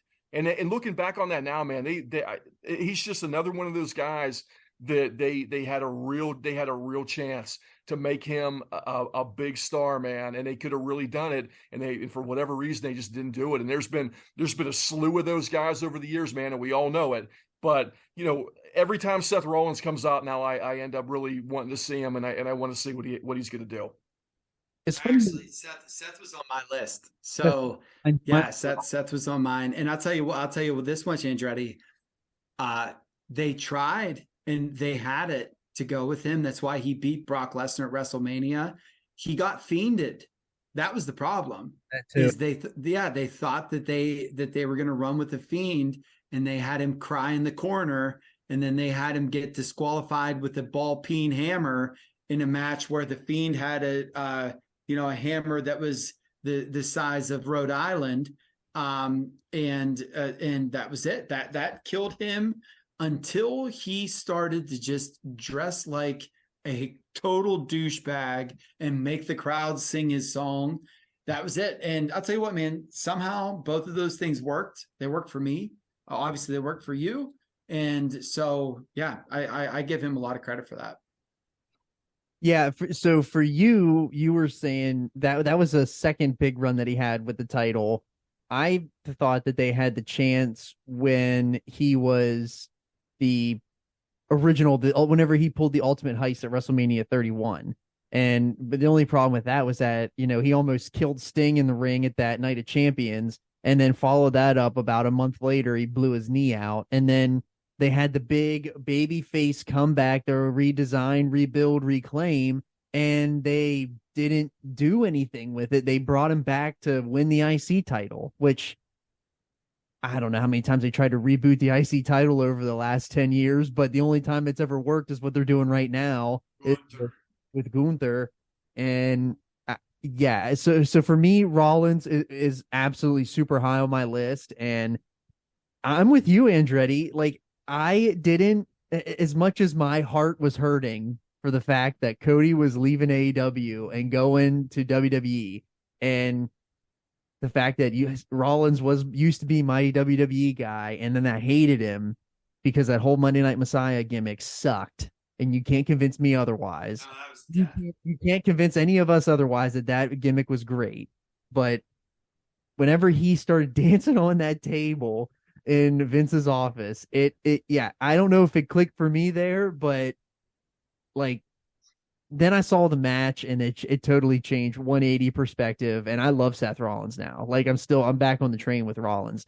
I don't know if he's like, Andretti and I talked about this a lot when we were out in LA for Mania Week, but we were saying that, Rollins is a guy that they don't need to put the belt on. He can just be the guy, the guy that, you want to make a match for somebody, you want to make somebody, you put him in there with Rollins, and he's going to be your big guy that, gets somebody else to the next level, and he can come back and do a title chase. Well, does he need to win it? No, but it's still, that's basically what Rollins has turned into now. I really wouldn't mind seeing him get one more run as a chase guy and have him be the last short program that Reigns works before he loses the belt. Well, I heard that they might do that for SummerSlam. I think that's a good idea. Yeah, I heard that Reigns still gonna have that title at SummerSlam. He should. I think he should. I think because I don't think he's gonna lose that belt at Crown Jewel or King of the Ring now, because it's not called Crown Jewel, it's called King and Queen of the Ring. No, they changed it. They changed it again. Night of Champions. I'm sorry.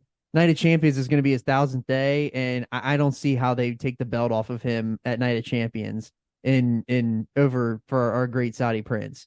I think that he's going to have that belt till Mania 40, and I think that there's no coincidence that somebody's listening to the damn Podski. That's all I'm going to say, is that Andretti and I laid that out as soon as we got back to the hotel about War Games, and Cody's going to chase. And he's going to chase the whole way to Mania, and he's going to end that story at next year at Philly. But there's been a lot of people that have good wrestling minds that said the same thing a few days later. So somebody's listening to the Podski. I believe that Cody Rhodes is either that or we're too damn smart. Who went into the Rumble at number 30 and won, is going into the Rumble at number 1 and is going to win. and that's what's going to happen. And he's going to win the belt in Philadelphia. That's my prediction. So Andretti, you have Cody Rhodes literally doing the Shawn Michaels. Yes. Yeah. Why not? Like even though Shawn went at one and then won the Rumble, lost, and then came in and then won, you know what I'm saying? Like, but you have the same story though, where he loses and then the next year gets his big coronation. Yeah, absolutely. That's what I think. And then they should have had Cody Terrace Peck this year then instead of last year.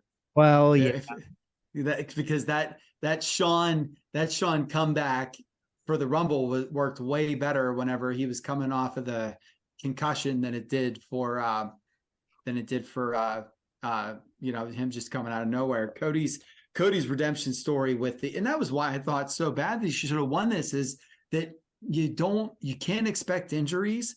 And when you're handed one that times out as well as this one does, I just can't believe they didn't pull the trigger, man. And again, dude, I hope that this works. I do, because good WWE is great for everybody and it's fun to watch and everything. I hope that we're not doing this show a year from now saying, oh my gosh, if they just, do you know what I mean? That's my biggest thing. I go to think about it like this. Just frame it in your mind. We're going to WrestleMania regardless. I'll go to WrestleMania if it's Nails versus Dark Sheik. Whatever, dude. I'm in. That's exactly it. I mean, we're gonna have an unbelievable experience that whole time. It's gonna be awesome. I mean, whether Cody wins it there or Gunther beats Chad Gable in the main event, I don't care. I'm going regardless. And even if we didn't go and we were just gonna watch those on TV or watch them on the app or whatever, they're going to be awesome. They're going to be great shows no matter what. Now, do they always do what we want them to do that makes sense? No, they don't always do that, but I hope that they do. Agreed.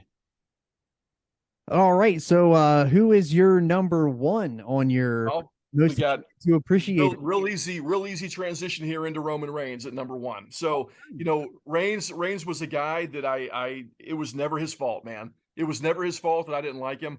But he just was a Vince guy that they kept shoving down everybody's throat. I couldn't stand it. I hated the fact that I didn't believe him as a main event guy. And you and I talked about this whenever you were out here, Baker. But I had never seen a great Roman Reigns match. I really wanted them to take the training wheels off of that guy and let him do his thing. And I felt like in that Mania match with Cody was the closest thing that I had ever gotten to that, to see that guy really can sell and really can work his ass off. And he's very, very, very good at what he does. And look, man, we all have our own opinions about Vince and how Vince makes decisions. Vince's call on running with him is the right decision. He was right about that. He was always right about Roman Reigns being the guy, but he never framed it the way that it really could have been. And now with Reigns being a heel, and on the other side of the aisle from what Vince initially wanted, it's been fantastic with him as a top guy. Yeah, I think you're 100% right that Reigns was always the guy, but it's the same thing we always said, and at least I remember saying it, is that he's not a believable babyface. That guy is a heel. And as soon as they turned him heel, everything worked out perfectly. And it sucks that he had to get cancer along the way and give us that storyline to make us feel bad for him. And that aided into him becoming a heel and even becoming even more awesome. So, I absolutely agree. He's not on my list. He would be an honorable mention, but I absolutely, because I've always appreciated Reigns, but it's always just been kind of like, all right, can we like let's just do it the right way? And they finally have done it for the last 3 years. So he's the right heel. He's the right kind of heel. That head of the table and bloodline thing is so brilliant, man. Yeah. It's so brilliant. Brilliant. Like that I don't know how he could have been this big of a superstar any other way. And it's so crazy to think that that's a Vince creation, and all the other stupid stuff that Vince created. But the thing is he's not a dum-dum. Vince also did make Stone Cold. Vince also did make The Rock. Right. Some things were totally by accident, but he's and not Hulk a dum-dum. Hogan, everybody else, yeah. Right. Look, it's not. it's not that Vince doesn't know what he's doing. The long-term planning and his ability to identify talent for the most part is really good for the most part. Now, whether or not they just throw some stupid gimmick on somebody and kill them dead, that happens all the time too. But the long-term planning with him seems like it's always been pretty good. It's the short-term stuff where he can't get out of his own way day to day, month to month, week to week is where Vince has a lot of trouble and where he needs somebody like Triple H to do it. Show to show. Yeah. Hour to segment. Yeah. But yeah, that is a hell of a list you got there, Andretti. I love your top 5 and even your honorable mentions. But Mongoose, what do you got for your top 5? Let's hear them. All right, I'm gonna go rapid fire honorable mentions here really quick. All right. First honorable mention, I have 3 of them. We're just rapid fire.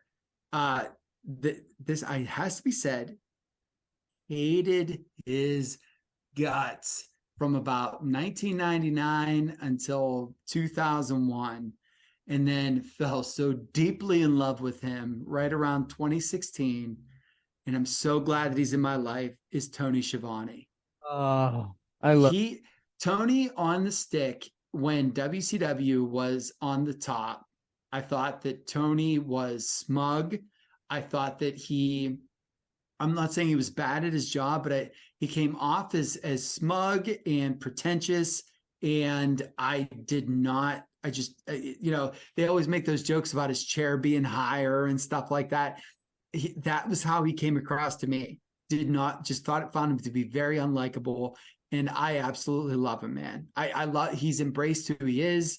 I love people that not just the self-deprecating, but those that are self-aware.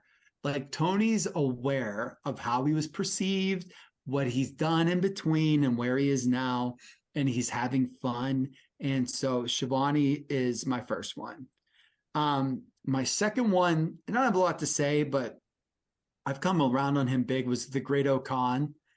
When he debuted, I was just like, oh, here's a big poop fart, like tall guy. Like, what? This is stupid. Whenever he debuted with Ospreay against Shingo. And you know what? Great O'Khan is awesome. That's all I have to say about that. Dude is freaking great.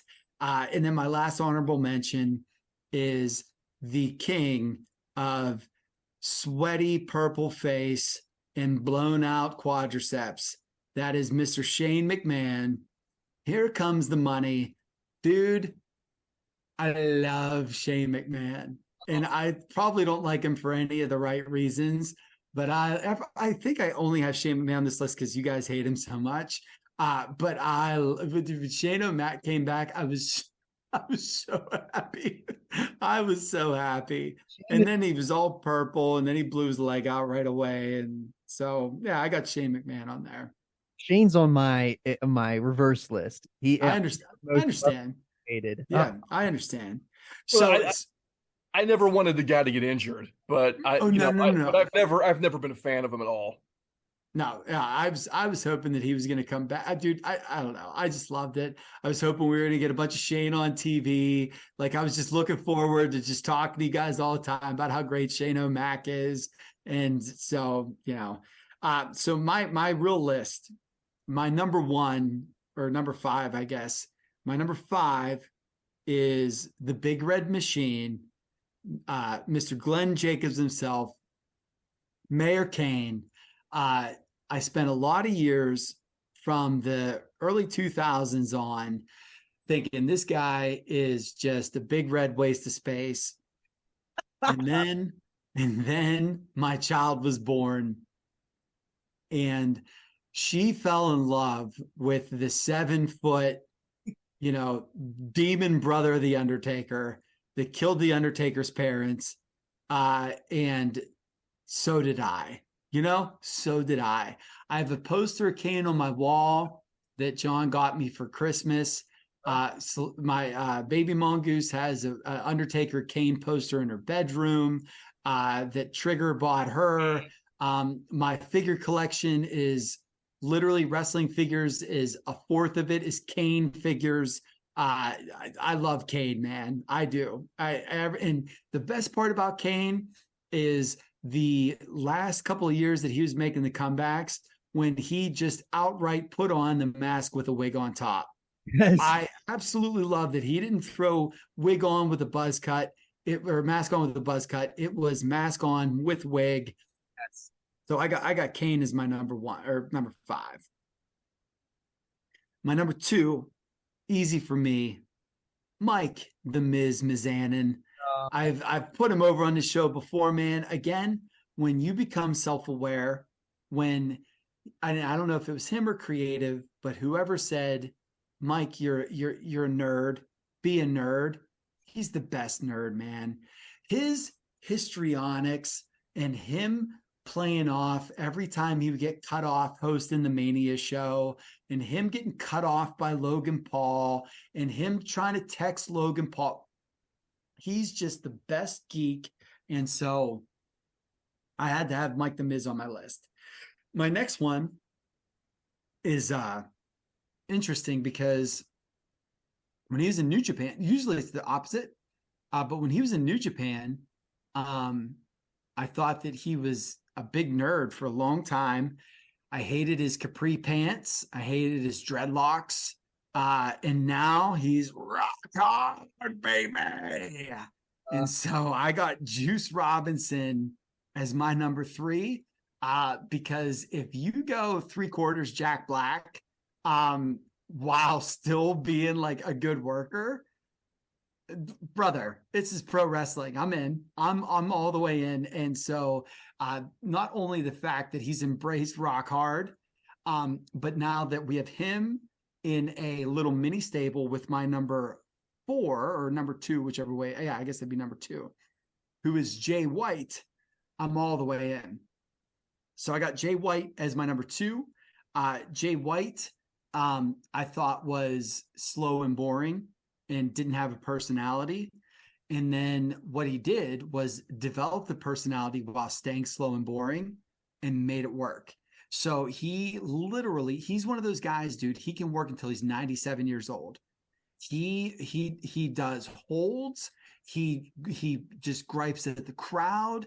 He does a bunch of walking around and screaming, and yet his matches are really, really good. He's a good love to hate guy. He's an awesome heel. If he ever wants to turn, he'll be a mega baby face that the second he feels like it can be a dastardly heel right again, because he's a natural heel, but he's charismatic enough that you can get behind him. Excuse me. So Jay White was my number 2. And then my number 1 with a bullet is the guy that got pinned by Johnny Knoxville one year and then comes out and I wanted to beat Roman Reigns for the Universal Championship a year later, and that's Sami Zayn. Sami Zayn, I'll tell you what, man, I was not into the indie scene when he was El Generico, so everything that I've ever heard or seen has been later on. He was the annoying Castro cosplayer for a long time, and then the second that he wiggled himself into that Bloodline storyline, dude, he turned me on right away. And he was so funny because he didn't belong and he made himself belong. And then when you'd watch him break those guys on the screen, like I love when people break people on screen and seeing people thank each other after pins. Those are like my 2 favorite things to see, because like I like the knowing that it's a brotherhood. You know what I mean? And so when you got him breaking consistently, both Usos and Roman and Heyman and all those guys that are consummate pros on the screen over and over again, you know that like it's a really endearing thing to see, and you know that they're buddies afterwards. And I don't know, like for me, that really immerses me into the storylines more. And again, we talked about this before, man. I had to give him the belt in Montreal, and I still don't take that back. I just think he's the greatest. I really love what they got going on with him, and I'm very happy that they saw what they had, changed the plans, and didn't run with it the whole way, but ran with it. So Sami Zayn's my number one. Yeah, That's a hell of a list. that is a hell of a list. I love it. I really like Sammy now, and I tell you what, a year and a half ago, I would have told you that guy can kick rocks. I don't want to see him. Get out of town. I mean, dude, when they're coming out with that mousetrap elite of him, and I was like, dude, I would have canceled that so quick with that stupid figure, just reminding everybody that guy was just a geek for 20 years. Oh my. All right. Well, my top 5. So my absolutely, as stated before, like my honorable mentions are, I definitely add Sami Zayn to that list. I totally forgot about him, how much I hated his guts. And somebody like Moxley for sure, definitely on my list. But for number 5 for me, and my most hated to appreciated is Baggy Pants HBK. I despised whenever Sean changed from the tights to the baggy pants. It was in the point where I was starting to phase out of it. I was starting to hit that age. So I missed all of that great stuff that Sean did with Kurt and Undertaker and Flair and all of those guys. And then when you go back and watch it, you're like, holy shit, like this might have been better than what he was doing in the late 90s or even early 90s. Like seeing how much I like baggy pants Sean now is just like, it's so insane because you just think it's so wild that the second part of his career after he took the break is better than his first run. But at the time, that Kurt match is insanely underrated, man. Insanely underrated. And the only reason is because those 2 Undertaker matches are 2 of the greatest matches ever. But that Kurt match is insane. It's so good. It is so good. And then so to kind of follow that up with somebody who was a part of the baggy pants era of HBK is John Cena. And it's the now like the Cena that we got in the now looking back at what Cena was like from 15 to 20, like how much I hated him. And then he kind of went away and he came back to do that US title run. Just to get it to 16 or whatever, like how much I appreciated that and kind of what that meant. And the fact that like he comes back now and it's like a breath of fresh air, or it's really, I used to hate to see Cena. I couldn't stand one. I hated him, which whenever I was, whenever he first came onto the scene after the whole Prototype deal and he was, Dr. Thugonomics, he was one of the best that I loved. And then, he transitioned into that once he got into the whole Fruity Pebbles deal, like couldn't stand him. And he was in like the Reigns deal. Like he was Vince's guy. He was pushed down our throats. And, they never did do the Reigns deal where they turned him heel, but I don't even know if turning him heel would have ever been the right thing either. But now I appreciate John Cena so much for what he is and what he was. And he kind of is sorely missed a little bit. Like, because now when he comes back for WrestleMania, it's like, man, I miss having him around now. So, but yeah, so John Cena is number 4 on my list. Number 3, Andretti is a big mark for this guy. And we talked about him a little bit earlier, Bret Hart. So Bret Hart is my number 3 because and this is the power of WWE. In the early 2000s, as a fan, I was conditioned to think that WCW was the shit and it was stupid and they just shoved how awful WCW was to all the fans. So as a 10-year-old, I was conditioned to just like, because I had just missed the window of WCW. So I was, conditioned and trained as a fan that you don't watch WCW. It sucks. And Brett left here to go to WCW. And, as an older fan now, that's like not the case. And I absolutely have done a complete 180 on Bret Hart.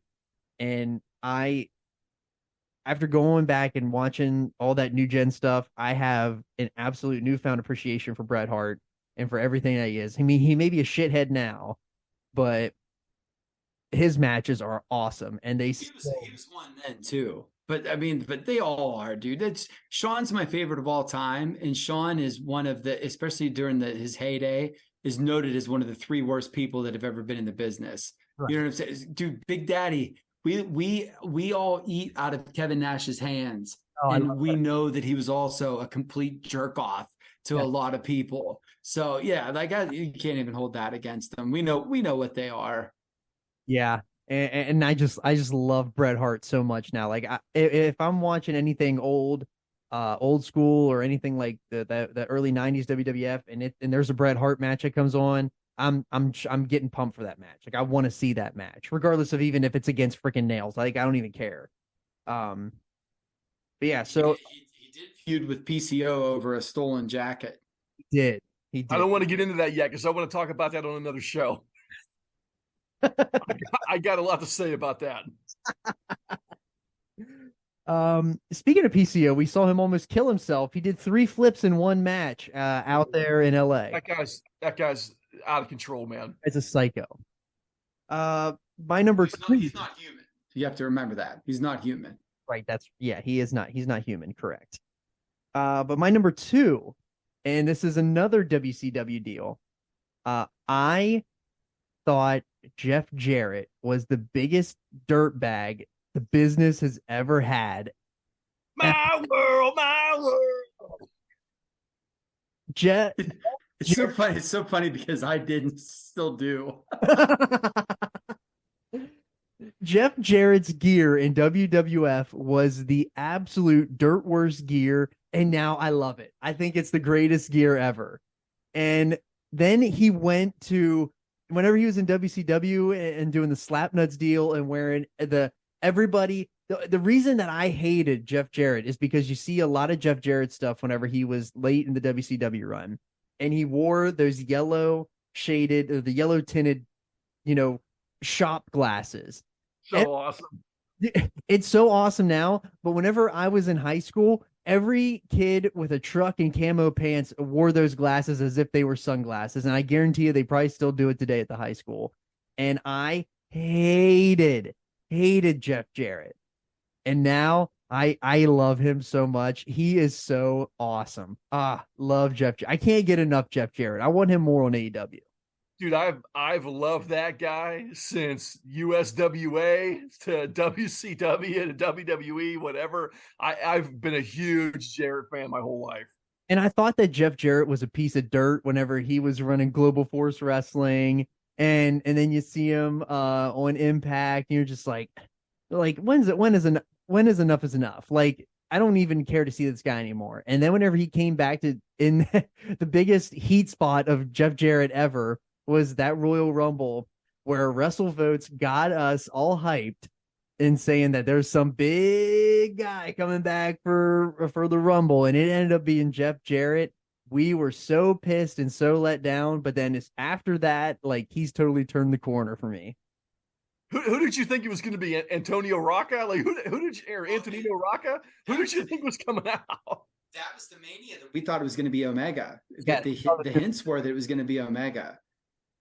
And it was out of shape Jeff Jarrett. Jeff Jarrett at number 8. Yeah, I still got Jarrett in my bottom 5 down there with Maven. Down there in Hades. Crazy. You're crazy. You're beautiful. Kirsten Dunst. You're beautiful. Jay Hernandez. You're crazy. Crazy beautiful. And then my number 1 is somebody we already talked about, which is Seth Rollins. And I thought that Seth Rollins was he was my WWE guy. Back whenever I was starting to get back into WWE, and that WrestleMania 31 with the ultimate heist of cashing in the Money in the Bank, I thought that was like the coolest thing that he had ever that I had seen in years. And then he gets hurt and he comes back and they turn him into a total geek. And then that Monday Night Messiah deal. We already talked about it a lot, but Seth Rollins has gone from my most hated to most appreciated. And I love Seth Rollins now. but I hated him before. So that's the top 5 most hated to appreciated. I thought all of our lists were awesome. And you guys got anything else? No, I thought that was great. Everybody, I thought you guys' lists were really good, man. And we didn't overlap too much, which is pretty interesting. That's what I was going to say. I didn't think we overlapped too much. I liked it a lot. Yeah, and that's what's interesting is that, like, you said Roman, and I didn't think of Roman, but Roman's a good one. Yeah, and then when I said Sami Zayn, whenever I could see John's eyes, like, oh shoot, like, yeah, that's pretty sweet, man. And I'll tell you what, the Bret Hart was a really good one, especially from being someone that's been Team Sean, that I tricked myself into thinking that Bret Hart sucked for a long time. And then, when I went back and I rewatched every WWE pay-per-view from WrestleMania 1 until WrestleMania 17. And then I rewatched all the Manias during shutdown. And dude, Bret's the greatest, man. Bret, he holds up. Matches are awesome. Yeah, that was an awesome pick too. Love it. All right. Well, thank you both for being on. Make sure you check us out on socials at _Podski on Twitter, _Podski on Instagram. Check us out on YouTube. Make sure you check out last week's episode, the return of Hot Shots Wrestling. That's all on YouTube. It's all here on the Podski as well. So check that out for sure. We're going to bring that back very soon. And don't forget to download, rate, review, and subscribe. And make sure you check out all of the stuff that Andretti and I did out at Mania Week. We had some really good shows out there. And thank you all for listening. And we will see you next time on the Podski.